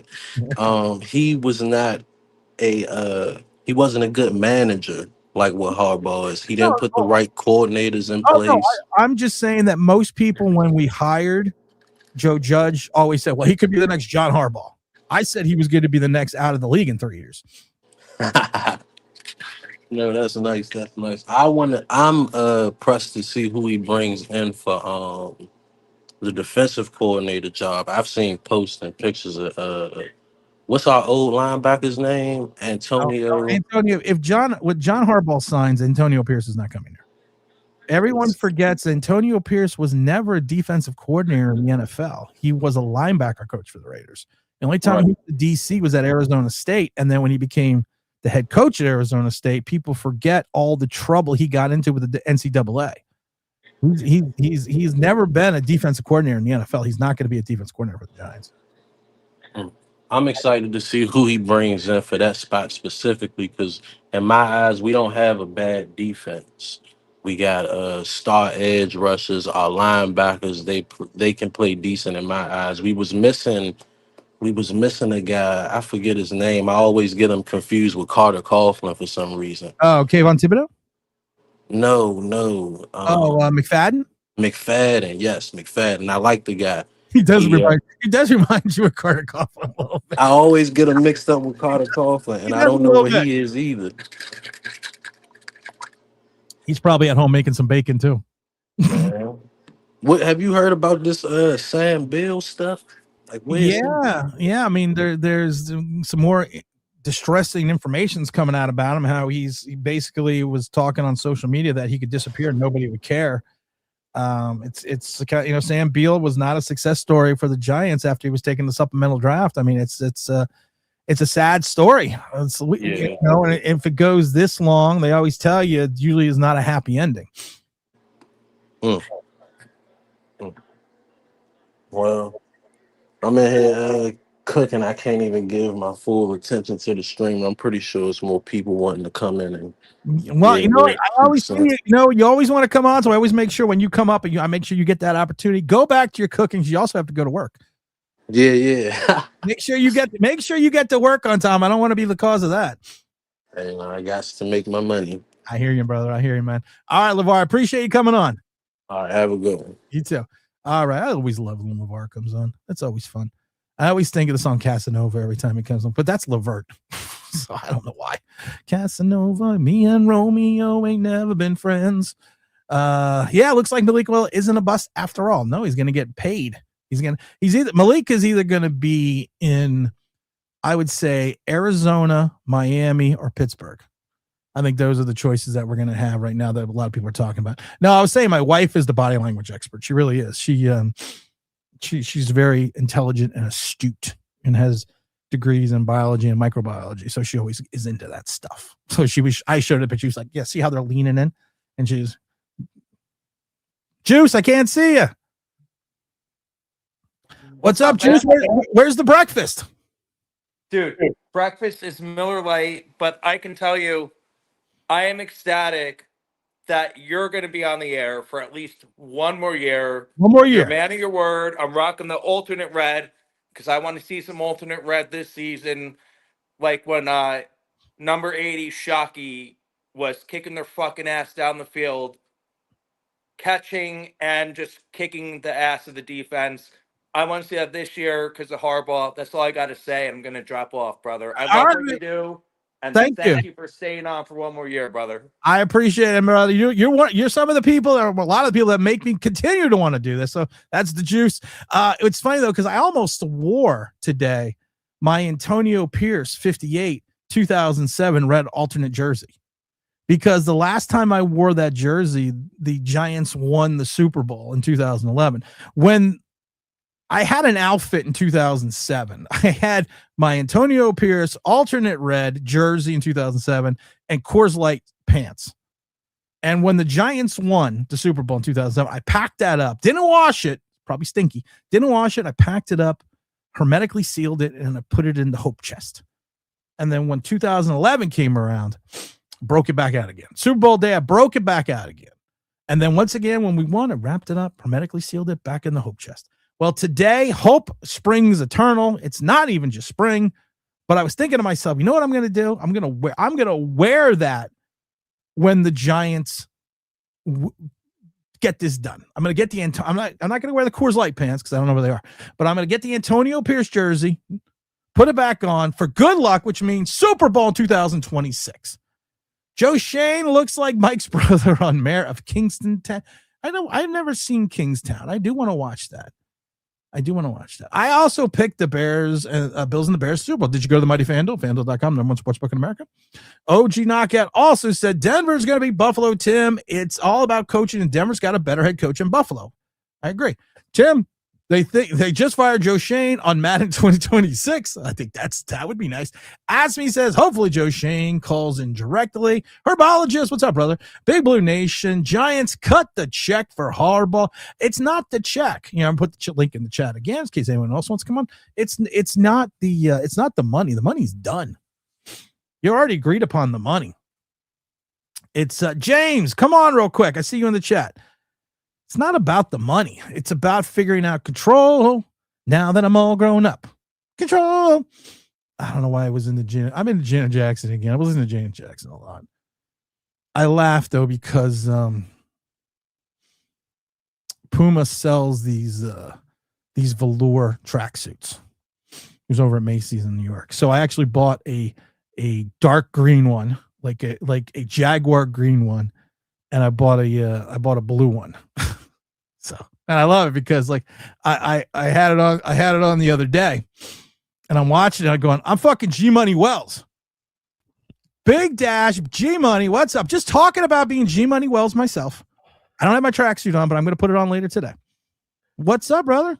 What's going on? How you been, man? I can't. Happy New Year. Happy New Year to you as well. Hold on one minute. We got to get Big Don all the way from Texas on with Big Dash, Big Don. I don't know what else is going on here. What's going on, man? I saw the Dallas thing. You know what? Dallas can suck it. Dallas, I'm looking for your wife's favorite flag real quick. Oh, found it. Okay. My wife's in love with the Texas because she loves that there's always flags everywhere in Texas. It's like literally you cannot swing a dead cat without hitting a flag in Texas of the Texas thing. Big Don, what do you got for me? I want to get to Dash here. What do you got for me? I'm gonna say this is gonna be. I'm excited. I'm as excited as I was when Fran Brown went to Syracuse University. I can't wait to see what our draft actually looks like when we have competent people looking at certain players. But I'm also excited to see the new coordinators. I know you were going to squeeze in a Syracuse reference. How did I know you were going to 315? Because the 315 is literally connected with the New York Giants franchise. We talk about this all the time. Whenever we won a championship, we had one of us on the squad. That's why I'm so disappointed. I'm going to say it again. Jim Brown was a better lacrosse player at Syracuse than he ever was a running back. You can say that all you want because he should have been the first African-American Heisman winner, to be honest. But Ernie Davis ended up getting it. But we'll take the W. But that's it. I just want to say that. Can't wait to see the coordinators. I'm really want to see the defensive coordinators in this because that's what's going to go over the top for us, really, with all that money on the D-line that we have. And the special teams coach. I really want to see that also because our special teams has been atrocious. It's been atrocious for a little while now. Oh, just to know, Big Don, the kid's got his 3D printer up and running, so I'm getting a Helldiver 2 keychain. That's what's up. Just want to bring that up. Oh, so you're trying to be like, you know what? I'll try to be a send shredder with you. I'll try to help out. You like Mike? Even though I have my original Air Jordan 1s, the red and black ones. I'm not trying to be like Mike. I'm trying to be like Don. All right, y'all take it easy, man. Catch y'all later. All right, Big Dog. All right. Thanks for coming on. Oh, Big Dash. Big Dash, what's going on, man? Nothing, man. I've been. You hear anything I've going been- on? Is there something going on in Giant Land? I actually been sick. No, I've been sick though. Like as soon as New Year's got here, I got the flu. I actually just started feeling better. Been following the news. I have not gotten the chance to see how you felt about it, and I'm late to your episode today, so I wanted to ask you questions. I mean, I kind of have an idea of how you feel. Oh, I'm Harbaugh. ecstatic. Yeah. I am literally, and I love it because people are like, "You're finally not negative," and I'm like, "No, I've never been negative. I just kept it real. Kept it real. That's it." Yeah. And so, yeah. So, but I've said this before. This is the best coach to hit the marketplace since '93, and that's when Bill Parcells decided to come out of the booth. And people will say, "Well, what about Andy Reid?" Well, Parcells had 2 Super Bowl rings. When he came out, and he retired in '90, went to the booth, screwed over the Tampa Bay Bucks, and Hugh Culverhouse took another year off, hit the market in '93 when he went to New England. This is the best coach to come on the market since then. I agree. And I agree. It's just you've reached a point though where you're not only going to be relevant again, but you're going to have the adults in the room. Like we lucked into this. Yeah, like we really did luck into this. Despite what anybody says. 100%. And then for you, because I know how you felt about Joe Schoen, similar to me, and so happy that that's not a factor, right, in this decision making. But I will ask you this, obviously some people are panicking. You don't make this type of announcement if there's a chance that he walks away. I don't think there's no walking away happening here. Well, there is precedent. Yes, for this happening. And like I said, I'm old school. I talked about, and a lot of people don't remember, I talk about, because it was more of a shock, Rolly Massimino at Villanova after winning the national championship against Georgetown said he was going to literally agreed to be the coach of the New Jersey Nets. They had a conference, they had everything. He agreed to be the coach, and then they turned around and they said, he's like, "Nah, I'm going to UNLV. Screw it." So there is a precedent in the marketplace, but you can't, you're not going to screw this up. I mean, and if you do, you're moronic. And like I said, we have a source in the building that's been right. He sent us pictures, of Joe Schoen's new jobs. So Joe Schoen's going to be very, very important in the facility, making sure that John Harbaugh is very well taken care of. So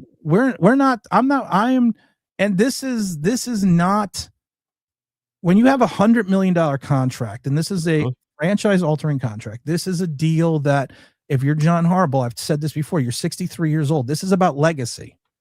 You are on the cusp of being a Hall of Fame coach. Even if you come here for 5 years and don't win a Super Bowl, you say you make the Giants playoff considerates for 3 straight years, you're probably going to get in the Super Bowl. You're probably going to get in the Hall of Fame. And you are running, the oldest coach ever to win a Super Bowl was Bruce Arians. Tom Coughlin won his Super Bowl at 62 and 65. So we're kind of getting on the higher end. And wait, how old was Bruce? Bruce was older than that? It was 67. He's a cool looking 67 though. Well, now he's even older than that, but he's listen, here you go. It's the Kango hats, right? The Kango desert. It's the Kango, man. It has to. When you're G Money Wells, man, that's what you have to do. There you go. But this is franchise altering. Yeah. 100%. You cannot get away from that. You've been following this team for 14 years. There's not on YouTube, but I see what you mean. You've been following this team, so you've had two playoff appearances and 1 playoff win in 14 years. It's time to figure it out. So I'm just to ask you again, because I missed the earlier part of the show. West Coast time, whatever.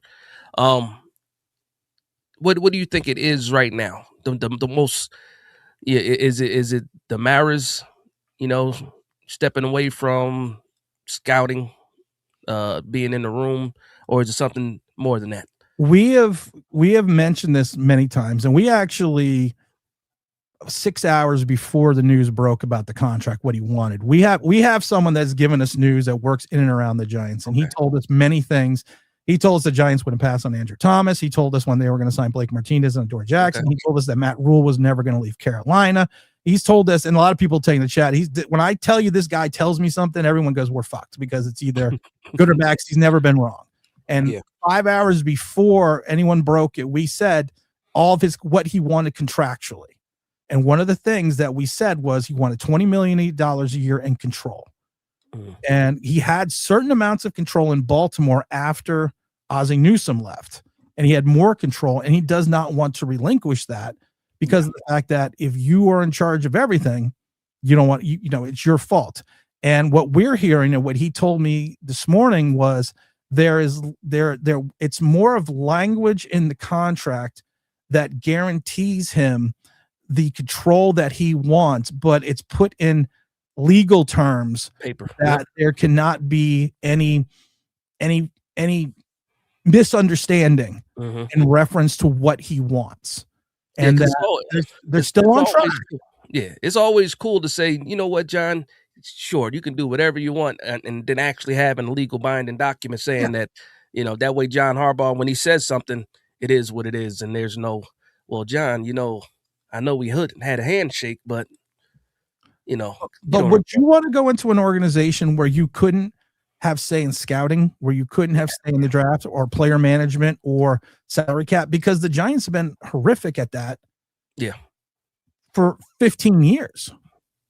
And it's exactly what the fan base has wanted. We wanted somebody to come in here and take control. And that's what he's doing. And also, not only that, it's a person. It's not like you're giving it to a first-time head coach and you're trying to get this control. No, this is an established, like you said, future Hall of Fame coach. Yeah. And to your point, the best name that's been on the market since 1993. Yeah. So for me, I'm like, it's a no-brainer. I'm gonna sit back and relax, heal up, and just enjoy the press conference, whether that's Tuesday or Wednesday. I'm hearing Wednesday. I know some people are saying Tuesday, but you have Martin Luther King Day on Monday. You have Tuesday is not what they're known for as a high press day. Usually midweek and later in the week is your big press day. So unless they want to just dissuade fans from having a conniption and aneurysms because of the fact that they're waiting so much, but everyone just needs to relax. Yep. The terms are agreed upon. Yep. It's just contractual language in reference to the amount of operate. And this is the phrase my friend, what did he say? In terms of operational control. Yeah. Which just means that he wants James Williams, come in here. Shout out to my man, James. What's going on, James? Brother Dash.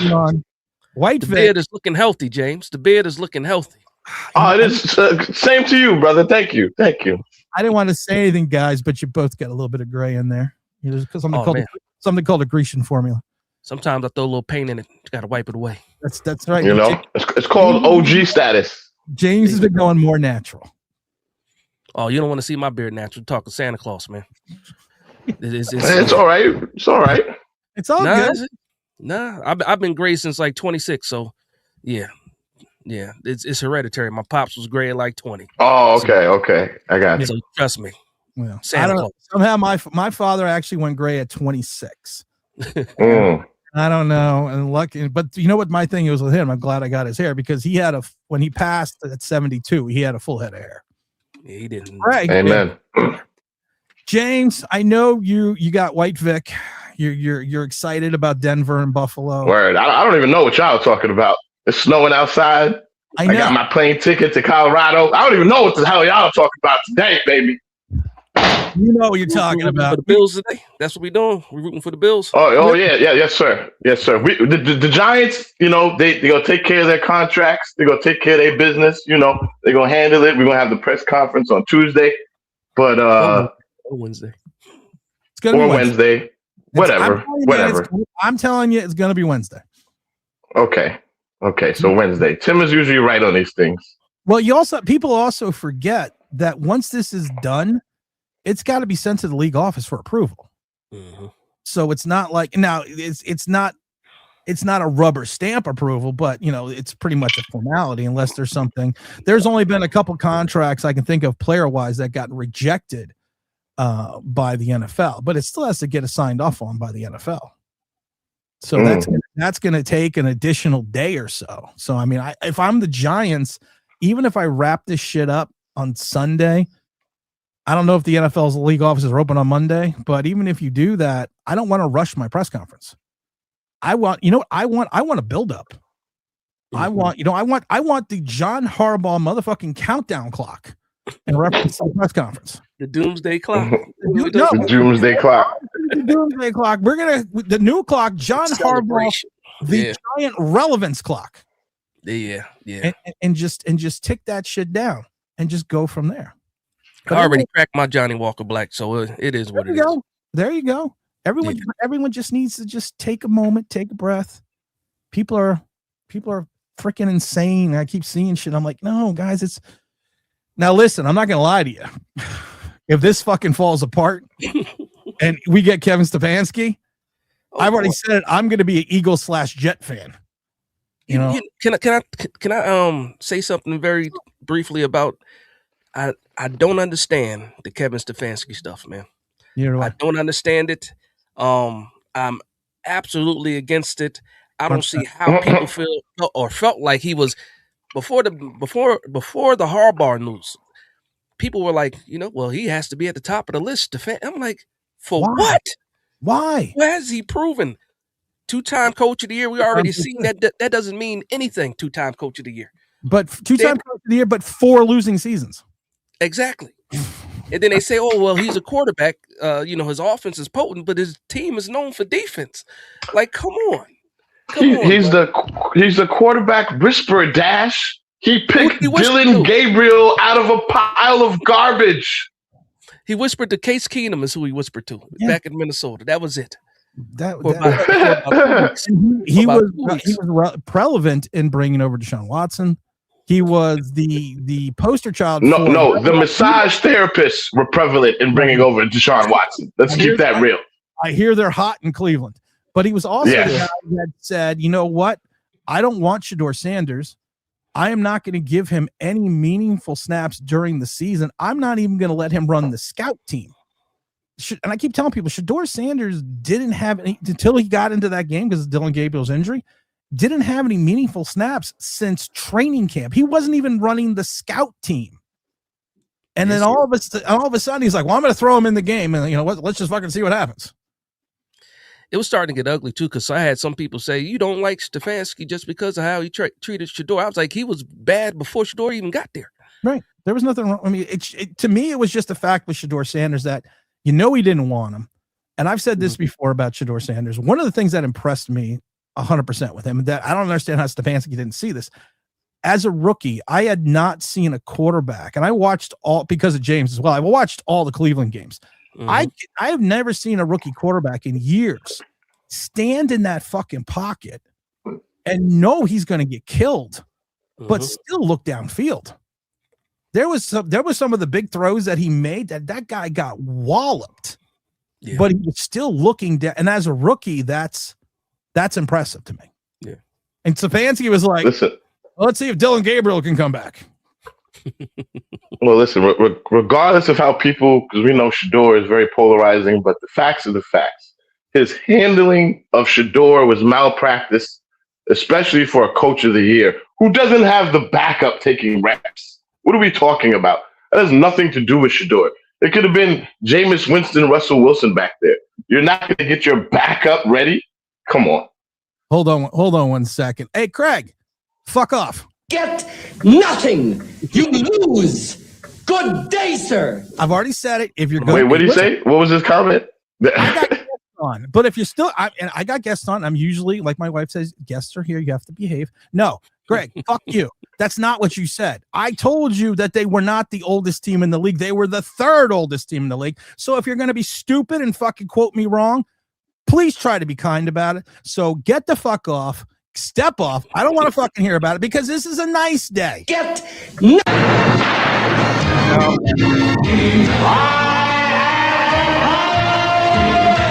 Get your own show, and then you could say whatever you want. Wait, he said the guy on the left. He could have just said the white guy. The white guy? I mean, he said the guy on the left. Like, it's like, Sorry. You just said the white guy. Oh, here we go. Mix it up. There you go. There you go. I'm not Trick 'em. mixing up. Like I said before, Oreo cookie. I'm making an Oreo. It's all good. There we go. All good. Man. Evidently, Dash doesn't watch enough. James is very racist. Listen, man.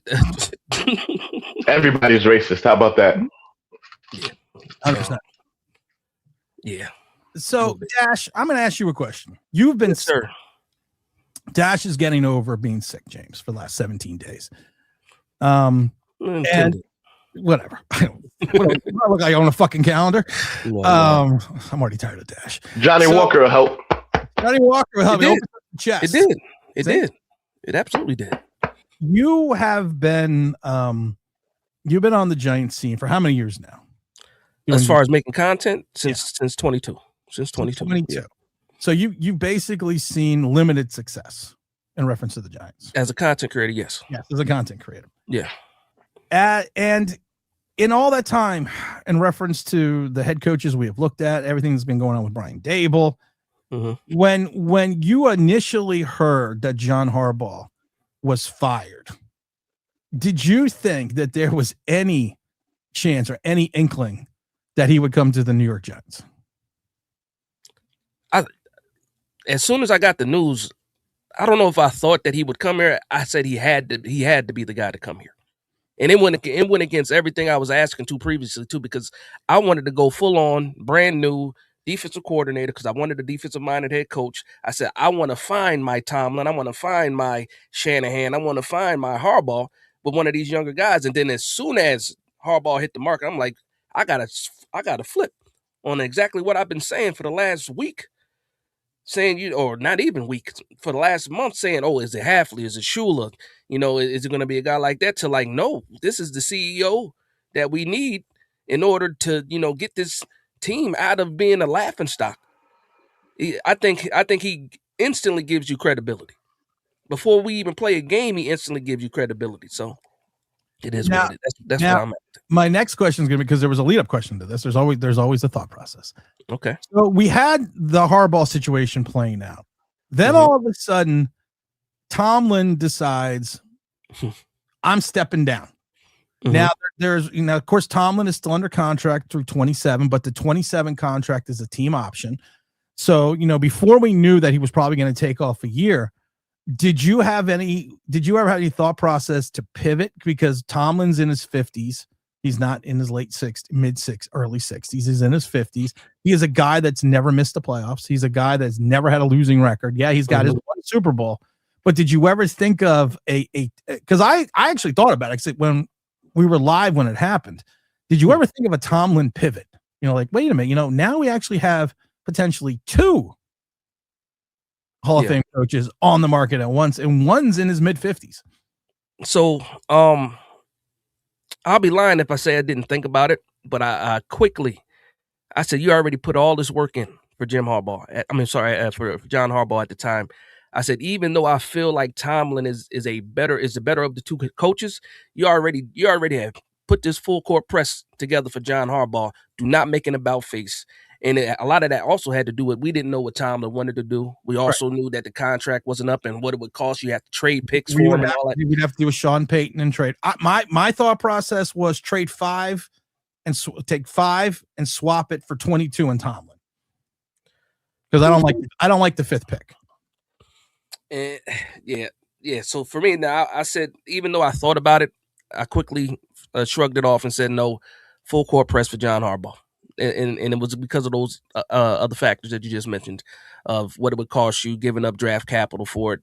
You don't have to do that. The money probably was going to be somewhat similar. But I just like, you know what, give me Harbaugh. Because Harbaugh said right away that he wasn't done coaching. And we never got any comment from Tomlin saying whether or not he wanted to take a break or not, because my wife's a Pittsburgh Steelers fan. So I've been following Pittsburgh closely. And a lot of people don't know about a lot of the threats his family got because of the coaching, like his wife, his daughter. Oh, really? And the amount of stuff he was having to deal with, he might really need to step away. I don't know if Harbaugh was dealing with similar situations, but it got ugly in Pittsburgh towards the end. My family, a lot of my family, especially my mother and father, grew up in places like Scranton and Wilkes-Barre, Pennsylvania. So the majority of my family, outside of my father and myself, were Pittsburgh Steelers fans. Mhm. And I can tell you that there was such animosity towards Tomlin these last 3 years and it always shocked me that the Giants coaches always got these passes and they win 4 games. Tomlin gets all this shit and all he does is go to the playoffs and win games. And I never understood that in Pittsburgh, but it's kind of like the Andy Reid situation in Philadelphia, except Andy Reid also had this issue with his son. But sometimes you just kind of wear out your welcome, like Dan Reeves in Denver. You wear out your welcome. Marv Levy in Buffalo. Sorry, James. 4 Super Bowls, no rings. You wear out your welcome. You just have to go someplace else. And I think a lot of ways that's what kind of happened over in Pittsburgh. That was my main thing is, does he want to take some time off? And you saw John Harbaugh was right away like, no, I'm ready to jump right into something new. And I was like, yeah, it just seemed like the stars aligned a little bit. And I'm not even I like to put things out into the universe and stuff like that and positive energy and try to get that back. Oh yeah, so do I. But it just seemed like, okay, especially once John Harbaugh with reports that he actually had interest in the Giants as well. I was like, nah, don't mess this up. And we're not going to. We got people reporting from Dunmore, Pennsylvania. Also got Scranton in the house. Live next to Scranton in Dunmore. Man. See, there you go, man. I know. Like I said, I was just in Wilkes-Barre or Wilkes-Barre or whoever you want to pronounce it, because there's so many different ways to pronounce it. I was just down over in Wilkes-Barre over in the summer for a concert. So we still have a lot of we have a lot of family down there. Dash, at the end of the day, it is 12:01 on Saturday. This deal was agreed upon in principle on Thursday. Mm-hmm. We're still going through it. You have the segment of Giant fans that are panicking. I have been trying to tell people to relax, to just have a beer, don't cost nothing. What is the big Dash moment, thought process, and information that you can give to allow these fans to just it's a Saturday, it's snowing, it's snowing, it's a nice day, just relax. What can you do to dissuade their fears? Woosah. I just put out a whole video on this too, man, not too long ago. I will see. Here we go. James, James, nah, I'm already. That's what it is. A little bit of little twist. Seriously. Like, take a step back, take a breath. I understand we want it to be done fast and in a hurry. This is we like us regular folks. We don't get $1 million contracts like this. Mm. This stuff takes time. Just think about closing on the house. Like the stuff takes time. So relax, calm down. So much work has already been done. To my man Tim's point, things have already been agreed upon. All the big stuff has been agreed upon. We're just trying to work out some, just some little things right now. And I think that the Giants see that they have something great that should happen, and I don't think they get in the way of that. So just let them go through getting their egos smashed, because they're no longer the smartest football minds in the building like they claim to be, whether it's Tim or Chris. And I like Chris, and then John's dealing with what he's dealing with, so we're not gonna say nothing bad about John. No. And then Tish, I'm sorry. I feel bad that he has cancer. 100%. You feel bad for anyone that has cancer, but people got to stop using it as an excuse not to blame him for the shit that he's caused for the last 14 years. Maybe you never get me to say that. Maybe I'm just an asshole, and I hope he recovers. I hope he lives another 20 years. But John Harbaugh has been one of the reasons. John Mara has been one of the reasons that we have sucked for 15 years. 100%. So all of a sudden people are like, well, you can't say anything because he has cancer. Well, one does not have to do with the other. I'm sorry. Yes, I feel, like I said, I hope you should be able to separate the two. Absolutely. You need to compartmentalize. That's why I am an independent journalist on the Believe Network. That I see these things. You have to separate one from the other. I'm just saying it out of respect, obviously. You know what I mean? So I'm disrespecting? No, I'm just kidding. Hey, I just like to read that. This is what we do. Some people call it disrespect. Some people call it real. It just depends on what side you're stepping on when the wind passes. But exactly. I like that. James Dash is smart. We should have him on more because it would classy this place up a little bit. Dash is very savvy. That's what I'm going. Dash is Very savvy. I just been on the earth. Very political. I like this. I am political. I got to learn from this. No, you don't. No, I was gonna say thank you, Dash. No, you don't. No, you don't. We like you the way you are. Tim. We like you the way you don't. You know, it's funny too, because sometimes some people will come to my channel and they'll say, "That guy over there on that guy Tim is over here bashing the Giants." I'm like, that's Tim. Let him do it. He's been a fan long enough, longer than me. 76. He's seen the ups and downs and all the other stuff. He's hardened by the Giants. I have opened 2 stadiums. I opened the Meadowlands and I opened MetLife. I have seen the Andy Robustelli eras. Yeah. I was there for the miracle of the Meadowlands. I was there when Deshaun Watson. I'm gonna get. I'm not gonna get. Don't say that name. I almost called him Watson, but I was there when that guy from Philadelphia dropped the fucking punt. Oh boy! Ran backwards, went to the stands, sat down, made a phone call, had some popcorn. Ran it around, and I'm still screaming to Matt fucking Dodge, like Tom Coughlin, don't kick it in the middle of the fucking field. He was fired the next day, too, Dodge. You kick it in the middle. And then you forget he ran along the end zone line before he crossed over because he was just looking down like, nobody's going to come down there. It's like, where are the other 11? Where are the other? Where youngster Ryan Henderson, people what are saying is my protege. I always love that word. Or what was it? What's the Jedi? Your Padawan. He's your Padawan. My Padawan. Yeah. But every time I have a protege or a Padawan and help people out, they fuck me. And I already told Ryan that if he fucks me, I'm gonna find him at the Giants Stadium and throw him off the fucking bridge. Yep. I literally did tell him that. Oh, hey Ryan, how you doing? Hi James. Hi Dash. What's up, Dash? We have all the content creators in James Williams, because James Williams to me is a content creator as well. Please, I'd be canceled in 2 minutes. You did a video. You did that good video about getting the bag. Oh yes, you're right. That was a good one. Ryan, you have the youthful, unbridled enthusiasm of an unjaded Giant fan, because you've never seen any winning.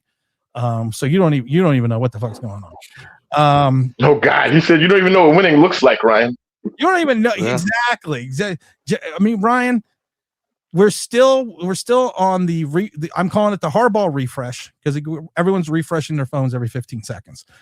What is now that we're at noon on Saturday? What is your thought process? I know I talked to you about it yesterday offline. What is your thought? I wasn't like worried at all yesterday, but then as it got into the night and then reports were saying, look, everything's still fine. No one was worried until all the reporters kept telling us to be worried, basically, by saying everything's going to be okay. I'm still not, freaking out, but I'm a little nervous. I'm just excited to see, if it does get done, what change it brings, because it seems like it's about, the way the organization is ran, like who he reports to, not being Joe Schoen and it being ownership, is the tweet I saw today from Jordan Renan, and a few people. It seems like he wants to, change the overall structure of who he would have to report to get things done. Well, like I said, we had breaking news earlier in the channel from the gentleman that always gives us news, and they said that he basically said it's basically language in reference to operational control, and that could mean anything. But Harbaugh had some form of operational control his last 8 years in Baltimore, so he's used to having it. So, and I think at this point in time that Joe Schoen is hopefully going to be a more of a figurehead, or maybe the bridge to a new staff, because of the fact that we've had the staff forever. We've had cap management forever. We've had the same scouting department forever, and I've said this a million times before. I have been inside the Giant offices. And one of the big things you hear about other fans and certain content creators, not Big Dash, that, is he going to be impressed by coming in and seeing this new facility? Okay, putting up neon and big televisions in the rooms, and I've seen it firsthand, does not impress me. I've been into the rooms where the Giants have the team meetings. I've been in there with Big L. It doesn't impress me. That's not going to tell someone, that's we've changed everything, so we put up neon. No, you change everything by fucking firing all the idiots that literally drafted these classes because your 2023 class, potentially the entire class may not be here next year, and you may only have one guy from your 2022 class. Yeah. And that's 30 something. That's 30 something picks that are just out the fucking door. And those were supposed to be your building block draft picks. Because you know what they say? Hold on a minute. You know, we've done it before. You know, damn it. People say I'm a genius, but how can you really screw up 5 and 7? Well, Joe, you did it. Yeah. You did it. So, isn't that crazy? He could have picked any two other people. Any other two. If you go down the list and look at it, Dash, I know you've done this. Brother Tim, Big Ryan, I know y'all. Any other two. Yeah. Yeah. Literally. But for him to come out and literally say, you know, people say I'm a genius, but how can you screw up 5 and 7? You did it. Congrats. You have done something that no one thought you could do. That, you know what, to me, that is an accomplishment when you do something and no one thinks you can do, and screwing up your fundamental draft where you had the most draft picks of any team in that year's draft and you fucked it all up. Yeah. That takes talent. Hey, he called it stubbing his toe, though. He stubbed his toe. Yeah, thank you. I forgot about that. That's like chopping off your fucking leg. Yeah. Not stubbing your toe, and then you whiffed on 23. Literally, you whiffed on an entire. I've never seen a team that whiffed on an entire draft, and it's not even like these players are still in the league. Most of them are not even going to be in the league. He also lost 2 draft picks too. Yes, in 2023. Like, we traded up for Banks and gave up a pick. Then we traded up for Hyde and gave up a 4th rounder. We were at the draft party when they traded up for Banks, and we were like, you know, the Giants were picking next. All of a sudden, you hear there's a trade. Yeah, and I'm like, what? We're like, oh, they traded out of the 1st round. They traded up one spot, and then I loved it because the team they leapfrogged didn't even take a corner in the entire draft. Yeah. And in that, how many times have we done that? Go ahead, Ryan. My fault. In the first draft, 11 picks, 5 of them were in the top 100, and we didn't hit on any pick. Yeah. And how many picks do we have in the top 100 this year, Ryan? I know you know. I think it's 2. Yeah. That's it. I'm pissed off about that. Well, we don't even this guy is learning on the job.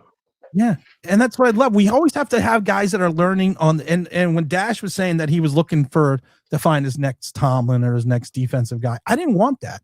Everyone's like, well, let's get Jeff Hafley. Okay, have you watched Green Bay the last 7 weeks? He's worse than Shane Bowen in stopping the run. And then they hadn't won a game since Micah Parsons went down. And they gave up 18 points. What did they give up? Something like 58 points in 2 quarters in 2 separate games against Chicago. The lead. Yeah. I didn't like that he was 22 and 26. That's Shane at Boston Bowen. College. That is Shane Bowen type. I'm at Boston College too, but yeah, but college is college. Yeah. College is he's no Kurt Signetti, that's for sure. There you go. But Ryan, give us, you know, again, your youthful enthusiasm.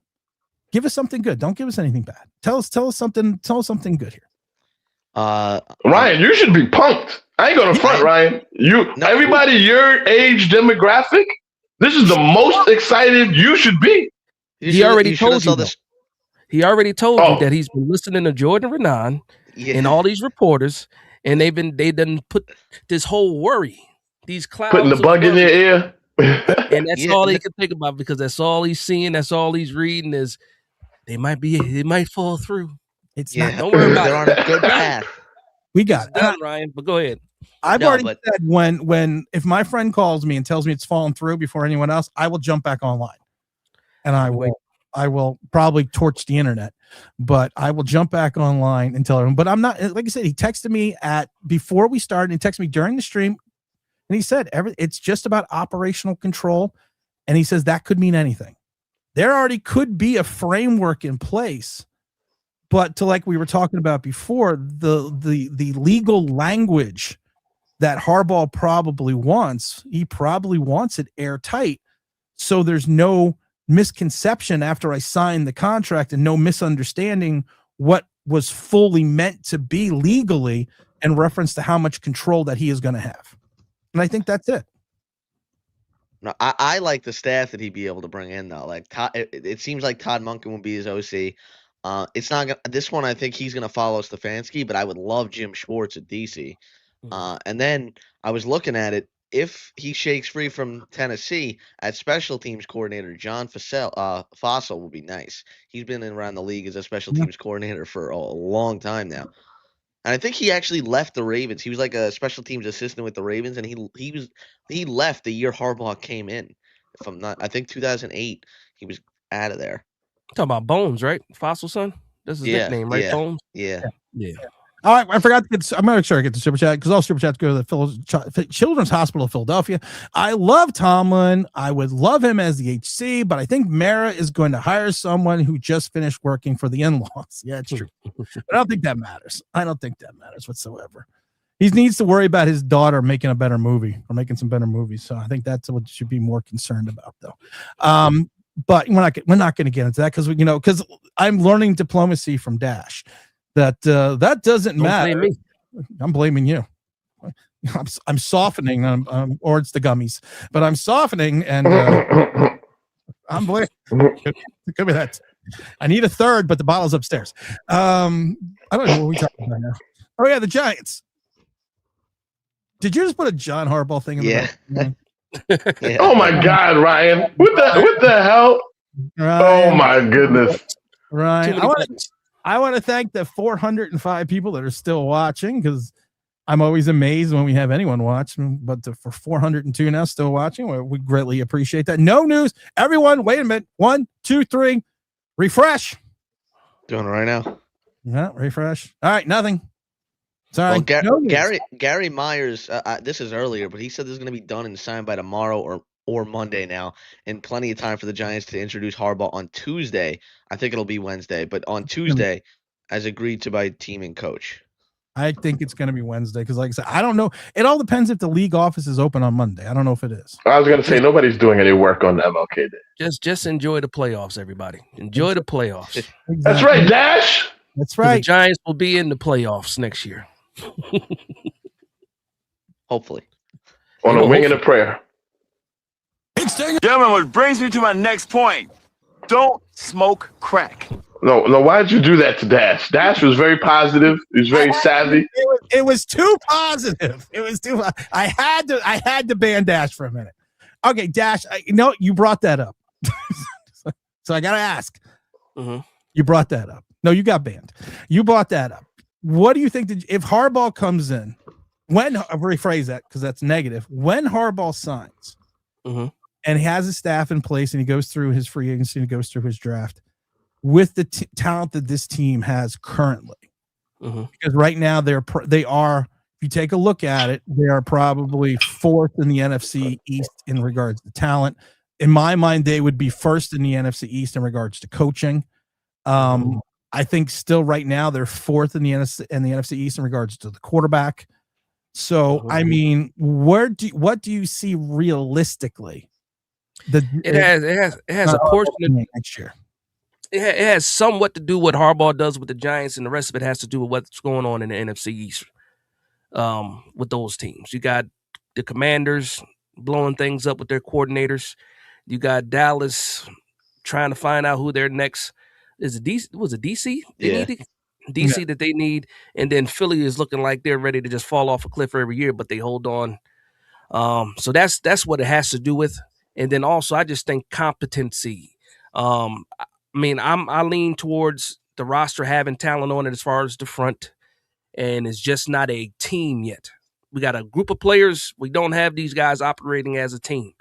And I've seen a bum coach be competitive in games this year. I've seen Jackson Dart as a rookie running around making plays, not even in structure yet, able to win a couple of games too. And I'm saying if John Harbaugh brings in Todd Monken and whoever that person is on the defensive side, competency is the first thing, and I think competitiveness will come with that. As soon as you got competent coaching staff, so competent coaching staff, better football play on the field, and a NFC East that's looking like anybody might be able to box their way to the top. That's why I say the Giants could possibly make the playoffs next year. But I'll just wrap it up and say Giants will make the playoffs next year because I'm super positive and things like that. That was very political. You skipped what the record's going to be.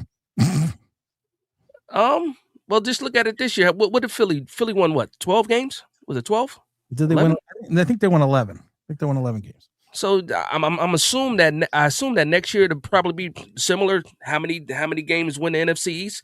So if the New York Giants can get to 9 wins, possibly 10, they might be in the mix for the division, because only one team's probably going to come out unless some fantastic thing happens to the whole division. But it's a lot of mess going on around us. And why not? Why can't we step up and be the ones to take over? Why not? I love this one. Big Dash sucks. I also love Jay. What the hell was that? Big Dash getting so popular, people hate him now. Shout out to Joe. I know Joe's on every single Giant channel there ever was at any time. I don't know what Joe does for a living, but Joe must have a lot of free time. Davey says, Tim, how come your hair doesn't move? What do you do to achieve that? It's called Paul Mitchell. I have this new Paul Mitchell. Jimmy Johnson. It's called Jimmy. It's called the Jimmy Johnson effect. No, it's Paul Mitchell. What is this with Darius Alexander though? I saw something from Joe. Jay Ferris thinks that Big Dash looks like Darius Alexander. Yeah. Oh, he does. Let me look. Like, nowhere even near looking. Yeah, like I don't see it at all. I was gonna say, no offense, but that's a little, it's a little profiling there. See, people say I look like JMS. Oh wow! I can't unsee that now. I do. No, JMS looks like you. Get it correct. I do see, especially the jawline and the cheeks and the head. We look. I mean, literally, when I met him, I was like, "You could be my nephew." So I've been telling people that JMS and I've been related ever since I met him. So, but no, I don't see Darius Alexander. How long ago was that? No. Was that his rookie? Was that JMS's rookie year? That was JMS's rookie. I see more like Hootie. Hootie and the Blowfish, really? Yeah. Darius Rucker, huh? Darius Rucker. I see I see young Darius Rucker, not country music Darius Rucker. I'll take it.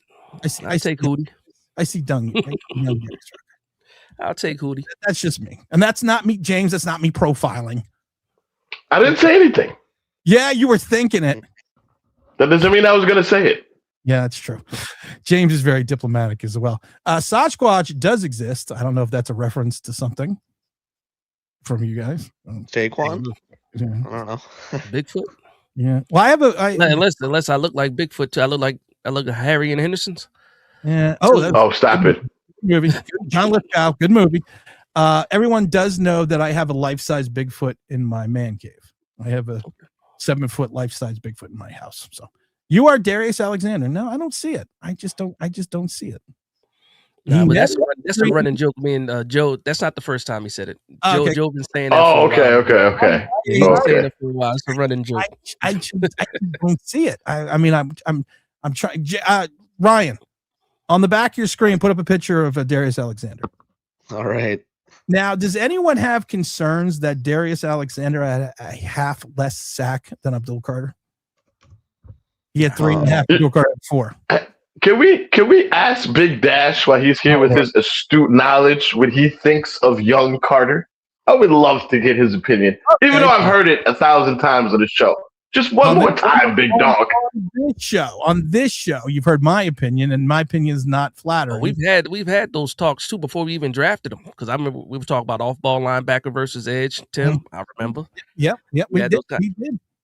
So for me, I thought he underachieved, damn near the whole season because of what we thought he was going to be. There you go. Here we go. No, Ryan, duck down. There you go. You see? Come on, that's ridiculous. I don't. No way. I don't see it. He's a little more. I don't see it at all. I was not going to be racist, but I was like, I see more Wesley Snipes. No. We're not disrespecting Wesley either. That guy don't look nothing like Wesley or Big Dash. All right. I'm saying he looks like an offense. He looks like a lineman. That's what he looks like. A lineman. The shade of. Oh, the shade. I wish I was. I do wish I was 6'4". I would like that if I was 6'4". But you'd probably be on the Giants. Hold on, wait. Juice was just on, and Juice, what's up? The Juice, Juice. Hey, Tim, you had questions. I got answers. Okay. As you could see, I'm pushing all my chips in. We went from the all black on black Giants hat to a better looking. I like white outline. I like the black one. The black one. There's a new black one that just came out, which I got in New York the other day. And I got the black on black because it was like a funeral the last 14 years or so. Not 14. But not anymore. But you know what? You're pushing. You know what you're doing? I'm raising the stakes right now. The poker game, I'm shoving my chips to the middle of the table. I'm raising the ante. Anybody wants in, get in. Anybody wants out, can get out. That's for all the Giant fans out there that are freaking out. The gym. We got real quick, and I'll bounce. I got you. Over under 6.5. I'm taking the over, and I made up 6.5. I think that's a very reasonable over under. Playoffs, I would take it because you're going to win with your over under money when they go over 6.5. So Super Bowl, that's $50. So the question is this, Juice. Where are you placing that bet? No, you're supposed to say it. Where are you going to go to bet? Bet US, baby. FanDuel. I'll say it for him. FanDuel.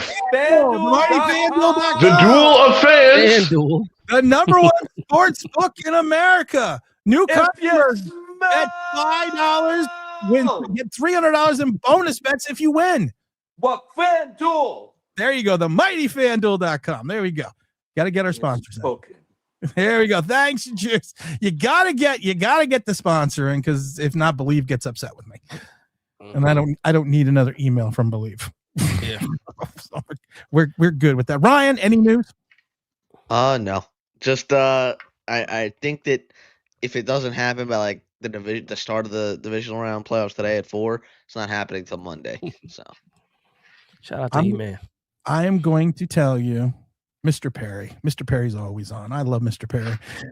I'm telling you now, Ryan, it's going to happen. It'll be wrapped up by Sunday. They'll submit it to the league office. Press conference on Wednesday.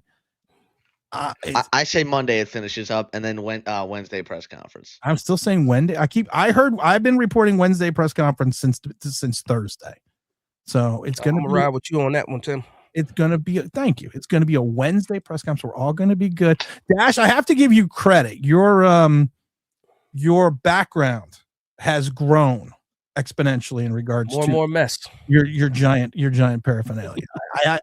I remember young Dash, because I'm so old. I remember we only had a few things in the background, because I remember when we first had Dash on, when you not might have just been the New York helmet. There was literally like one thing on the background. Yeah. And I slowly, it's a process. Said, who is this guy, Big Dash? I said, who is he? What does he want to come on here for? Because I never get invited on his show. You keep saying that. You know there's an open invitation. Yeah, I know. Won't be any show tonight though, man. I'm trying to enjoy these playoffs, man. Take a couple weeks off, enjoy the playoffs. You're on the West Coast. Well, I'm in Arizona. Oh, you're in Arizona. So now we don't abide by daylight savings here. So it's now Mountain Standard Time. Yeah, I actually did not know that. So okay, so what I was going to say is going to sound stupid, so I'm not going to say it now. So yes, you should enjoy the playoffs. James, you have been way too quiet. Is it because of the fact that White Vic is getting ready to play tonight or this afternoon in Denver? White Vic is going to win today. I don't even know all this giant shit y'all are talking about today. I'm just here because I love Tim, I love Dash, and I love Ryan, and I love everybody in the chat. Does Buffalo? I'm in a great mood. Huh? Does Buffalo get no? Year? I think they're going to get to the Super Bowl, but Josh Allen is going to be beat the fuck up by the time he gets there, and whoever comes out the NFC, it'll probably be too much. I think it'll be the Bills Rams. I'm telling you right now, I got Bills Bears. Bears. Okay. I got Bills Bears too, Tim. Look at that. I think the Bears are going to get the Rams. The Rams did not look that good against Bryce Young. Yeah. I think the experience though will help them. The Bears just take too long to get started. That's the problem. No, but it's not how you start; it's how you finish. That's what she said. They've been, yeah. But James, though, I love you, brother, because you know what? You just remind me. Wow! It's James. I love everybody. James just loves everyone. Rod Tidwell. James is just in love. I love my kids. I love you. Tyson, my new baby Katie. That's James right now because it's you know what, James, at least you have a horse in the race today. Yes. I mean, a pale horse. Yes. My Packers. So listen, I told you to jump on the wagon. I know, man, but I can't. Just for this run. We've talked about this, James. I know. The Giant Channel, they sucked. When I worked in Tampa, we were 7-9, and then we were 6-10. When I went over to Miami, we won one game. I'm beginning to think it's me. So at this point in time, I am not going to jinx you by rooting. Look what's going on with the fucking Knicks. Oh, well, that's because Cat is soft. I keep telling you that. I'm going to be at MSG tonight, and I'm going to be at MSG on Monday. So I'm hopefully, we got to bring the luck back to the Garden. Have a good time there. Oh, we always do. We have way too much fun at the Garden. Big Dad, since you out there in Arizona, you hearing anything with the coaching? You paying any attention to the Cardinals news out there? Like, I hear they want to get rid of Kyle. Now you don't pay attention to that? Well, no, I know this. They no longer believe in Kyler Murray at all. Like at all, as far as the fan base out here, and as far as sports radio out here, they're really ready for somebody to come in here and really like take the Cardinals to wherever they think the Cardinals are going to go. Which that NFC West is just a monster right now. So I don't know, man. I've heard rumors of Kevin Stefanski coming out here. Again, yeah. Listen.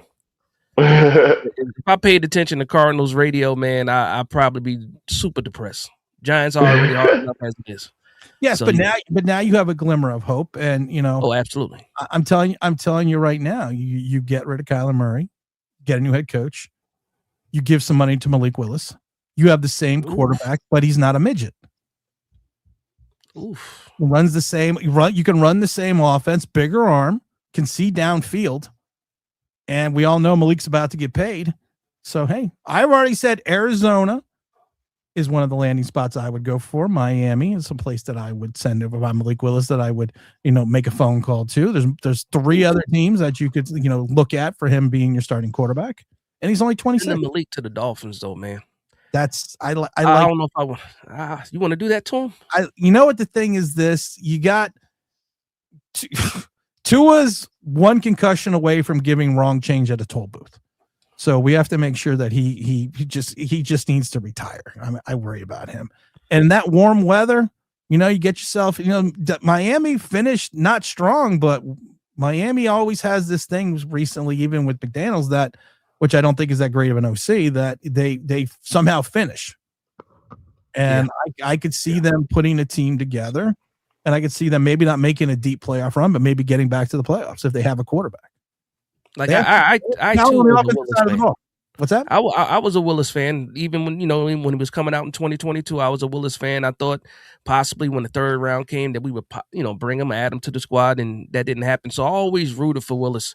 I didn't like the way the Tennessee played him because Vrabel never wanted him, and then once he got a chance with a coach that was happy to have him around. Just happy to have him around. You saw him blossom in Green Bay, backing up Jordan Love. So now he gets another opportunity. He's matured and actually can play the quarterback better than what he was coming out of college. If he gets into the right spot, maybe he can do something. But it has to be a spot where they'll have a little bit of patience. Well, the thing is, what about the Colts? I said the Colts too, because everyone knows I'm a huge Colts fan. Oh yeah, we mentioned. I'm like they're ready to go. They're ready to go, and you know what they need to do? Malik Willis. Bring him the boom. We're ready for Malik. We're ready because that's the one thing everyone always says to me. Well, you got Malik Willis wrong. No, I didn't get him wrong. I said that you couldn't play him the entire first year, and he probably wouldn't be good till year 4. So I don't know how we got that wrong, but that's the one thing they can't say we got wrong anymore, especially when he gets paid, James. Amen. He deserves it. Hey, Ryan, Tim, I gotta head out. Oh, you gotta head out, Dash. Well, I appreciate. Oh shit, I didn't know it was that late. Oh damn. All right, well, Dash, I appreciate you coming on as always. Haven't seen you in a while. Glad that you're feeling better. I will not take offense at not getting every personal invites to come on your show, but I've seen Ryan on your show. So, but you know what? It's okay. It's all good. I don't care. I was on Ryan's show. Oh. Yeah. But but Ryan knows. All you got to do is say, "Hey, Dash, I'm here. I will send you the link." All right, and well, you then can jump on the conversation, man. I'll just shut the fuck up then. Okay. But Tim, you already told me. You already told me, Tim. You don't do Saturday nights. You got the misses and all of that other stuff. We went out last night because it was supposed to snow tonight. So yeah, we go out on Saturday night. Okay. Well, listen. Trust me. I will go look for you next time I'm live and see if you actually pull up on me. I will try. I will, and you always have, unlike Ryan, who doesn't have it. You always have an open invitation to come on anytime. Yeah. You're always a welcome guest. So. Yeah, I appreciate it too because apparently I suck. As somebody said. So that means I appreciate it. Even someone said afterwards that means you've become successful. Ryan doesn't suck yet. People still like Ryan. So Ryan is. We all love Ryan, man. That's the problem. We do. Like because he looks like a Muppet. And guess what? Anybody mess with Ryan, they got the Beats by Dre coming. So it is what it is. Ryan, we have to do it for Dash because we already know Darius Slayton. Not Darius Slayton. I said Darius Alexander does not look like Dash, but we know who Ryan looks like. I am McLovin. Oh no, that's a fact. He is McLovin. I actually have I don't see it with the giant hat on. Ryan. Put some glasses on. You cannot beat those allegations, but it is what it is. You are McLovin. Tim, thank you again. All right, again, I appreciate it. Thank you for being on, brother. And Ryan, you already know, little bro. All right, man. I appreciate you, brother. All right, that was Big Dash. Big Dash knows. If you don't know Big Dash knows, everyone does. Go to Big Dash knows. I think that's the name of the channel completely. I don't know if there's anything associated else with it, but go find Big Dash. Go like, subscribe, and do all that fun stuff for him. He's a great guy. And I'm not just saying that because he showed up on the show. Because you have to be a special kind of stupid to be on this show. But he's very astute and very diplomatic about things. I had a live caller the other day. I had a live caller named Bill the other day. Bill Will? Bill B Will? No, it's some older gentleman. And he came on saying how the Titans agreed to a deal with Harbaugh. I don't know if this guy was like cracked out of his mind or something, but he came on. I actually saw that on X that he posted that as well. So okay. Well, listen, technically he could hope for that because he hasn't technically signed with us yet. So if he wants to, throw that out the window, sure. Yeah. It's guys. Everyone's just got to relax. I mean, really. If I am, like I said, if I am the voice of reason and rational thinking, we're all fucked. That's scary. Any friend that I know will tell you that. God, I hate that. I still have friends that go, if Tim's coming up with the plan, we are in so much trouble. But it's gonna get done. It's contractual. It's language. That's all. It's like anything else that you do legally. And I love people that compare it to buying a house. It's not unless you're buying $100 million home. It's not the same. Because you don't buy a home saying, I want total control of my house and I want to be able to bring people in and put this lamp over in the corner of the table. You don't say that when you buy a house. But this guy is saying, this is my legacy. It's $100 million. I am coming to a dormant franchise and you want me to be the savior and turn it around. I need control because now I'm all grown up. Control. That's what it's all about. And he's got a lot to fix here. Right. And actually, I said toll booth. I'm going to change that to toll booth, not a phone booth, the toll booth. And I feel bad for Tua. Well, that's how bad his concussion is, Greg. He's at the phone booth talking about, I won't take my dollar. It won't take my dollar. He's at the phone booth saying, the parkway's that way. So I do feel bad for Tua. Ryan, I didn't Yo, watch your. what's going on with your background, Ryan? Hold on. What's going on with your background, bro? That's the Giants right now, and Harbaugh's buying it, and he's got to fix it. It's a lot to fix, so it's a little house in the woods. That's kind of racist. It's abandoned house. Yeah, you have an abandoned house next to a black man. What he's trying to say? Why couldn't it be a mansion? We're gonna change the background. That was very racist, Ryan. That was very. I talked to Ryan on the phone yesterday. I'm not gonna say what we talked about, but I talked to Ryan on the phone yesterday, and I told him, James, I said, we sometimes we forget you're 17. So James and I at times we try to clean up, some of the things that we say and talk about on the course. show. But I'm like, but we don't do a very good job of it. Sorry, it's experience, Ryan. We always apologize ahead of time. It is now, 12:39. Refresh. All right, refresh, everyone. Refresh. Nope, nothing. I got nothing. Yeah. Abandoned house. Abandoned house. Where's that? I guess where's that? Oh yeah, the caution tape. We're all feeling the love. Put a Brinks truck back there. Yeah, Brinks truck, Ryan. That's a good one. Put a Brinks truck. Why isn't Harbaugh signed yet? Joe Schoen and the Giants are going to... No, Robert, they're not going to screw it up. Everything's going to be fine. Everything's good. Big Greg, what's up? Big Greg's in the house. No, that's not Big Greg. I'm sorry. I already got Big Greg. That's it's MJ. That's Matty Ice. I'm sorry about that. Big Greg's on the... but yeah, everything's going to be fine, guys. Just relax. The deal's going to get done unless you see me emergency stream sometime today. That means shit went south. But I'm hearing, and it's the same guy that told us 5 hours ahead of everyone else that Harbaugh wanted $20 million a year. And I love it because people are like, no, he doesn't want that. No, he wanted $20 million a year. He wants control. Same guy that told us that before he even signed is telling me it's going to get done. It's just operational language in the contract in regards to what he has control over, who he reports to. This was probably outlined in all the other meetings. But just because you write something on a legal yellow pad and say, okay, this is all the things we're going to do, as soon as you turn that over to the lawyers, that's when everything goes to shit.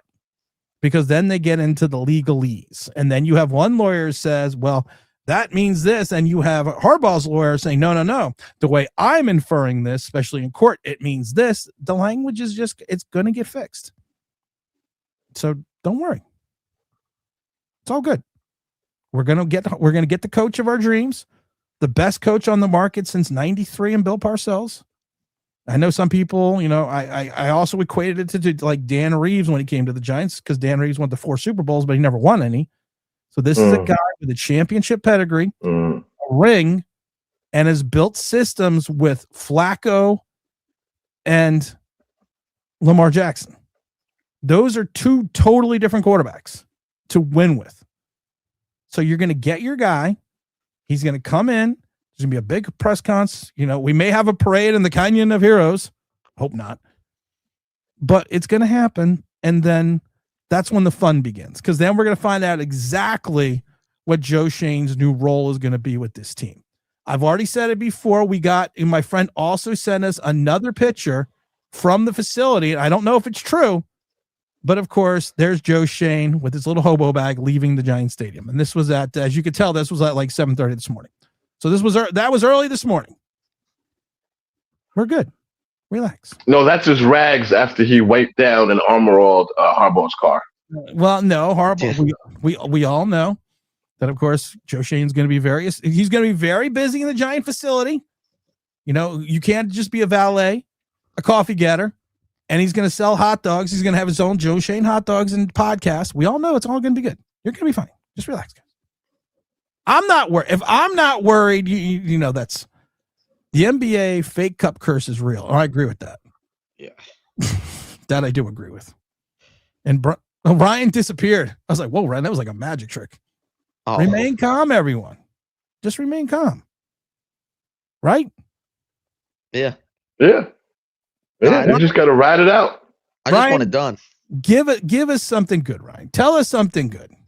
Come on, man. You are the young and up and coming content creator. Just tell us something good. Something good. Because we've said it before. Some motherfuckers are always trying to ice skate uphill. And that's what the Giants are doing right now, but it's still going to get done. Something good is that I'm 33 subs away from 400. 33 subs away from 400. So, what's your goal? 500 by the draft. 500 by the draft. So everyone go over to Young Ryan's channel, sub, do all that fun stuff. Ryan, is it snowing by you? Yeah. Yeah, it's been snowing here since 8 o'clock this morning. I'm not happy about that because I do have to go outside and shovel the snow again. Because I tried shoveling a couple hours ago before I streamed, but now I'm gonna have to go out and shovel the snow again. James, tell us something good. It could be Buffalo related. No, I'll save that. Something good is you probably for the first time in 10 years actually have the other people in our division going, oh, they might be on their way back to legitimacy. And it's a real thing. So I think we should just, ride this out. I know it sucks. I'm very old school, like Tim. So I wish it was done already, but yeah, they're just hammering out the fact of, if Joe Schoen brings hazelnut instead of Colombian, I can fire his ass. That's all. Right. That's all. And I think that's the whole thing. And I think people just need to, not there's nothing to panic about yet. And to Ryan's point, I think a lot of the angst are being caused by content creators and so-called, giant beat reporters. Yeah. Because to Brian's point, every time you look at something, it's like, well, it's not done yet. Okay. But it's been basically agreed upon in principle. You just got to hammer shit out. If Joe Schoen was fired and he wasn't here at all, we wouldn't be worried at all. It's just the fact that guy is still somewhere in the building buzzing around. That's really what it is. There's still 383 people watching, but I want to wrap this up. But I'm going to start with Ryan. What do you think, Joe, when this all shakes out, when this all ends, what do you think Joe Schoen's role? And I'm not trying to get a funny answer. What do you think Joe Schoen's role is going to be within this organization? Because he is a lame duck general manager. He does have, this is his last year. What do you think his role is going to be? We're start with Ryan. I think he's still going to be like in on the personnel decisions. He'll be, him and Harbaugh will collab with it, but I think Harbaugh is going to get the final say as opposed to what it would typically be with the GM.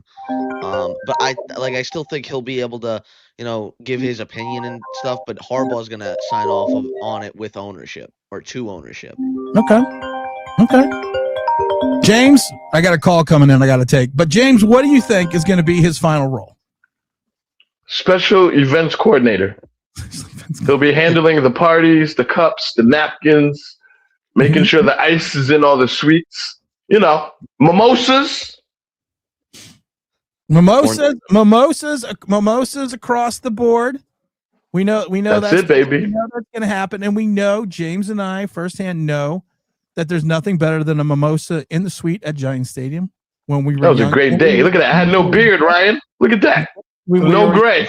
Young and optimistic, and I just remember. All's well. Just remain calm. For the 386 people that are still watching, thank you. Don't forget to hit the like button. Go subscribe to Big Dash Nose. Go subscribe to Young Ryan at Young Ryan and Ryan's Big Blue Podcast. Go give James a big thumbs up because James is always an awesome guest. Want to thank all the other people that also stopped in today. Want to thank Believe and, of course, the mighty FanDuel, the #1 sports book in America. Go to FanDuel.com right now. New customers bet $5, win $300 in bonus bets if you win. Also, don't forget to download that sports book on the FanDuel or the FanDuel app. FanDuel.com, #1 sports book. And don't forget to game responsibly. All right, guys, I'm going to go take this call. And I wish everyone a good Saturday. I wish everyone, like I said, we may come back on. If it happens, if something bad happens, we'll come back on immediately. If I hear something bad. If something happens, we'll probably come back on immediately as well. So make sure everyone just has yourself a good weekend. Stay safe. Stay out of the snow. Stay safe with the snow. Word. Young Ryan, when is your next stream or show going to be? Probably Monday. So check that out on Ryan. Want to thank the 384 people still hanging out. You're troopers. And we love you all. Love, peace, and hair grease. And I'm out of here, guys.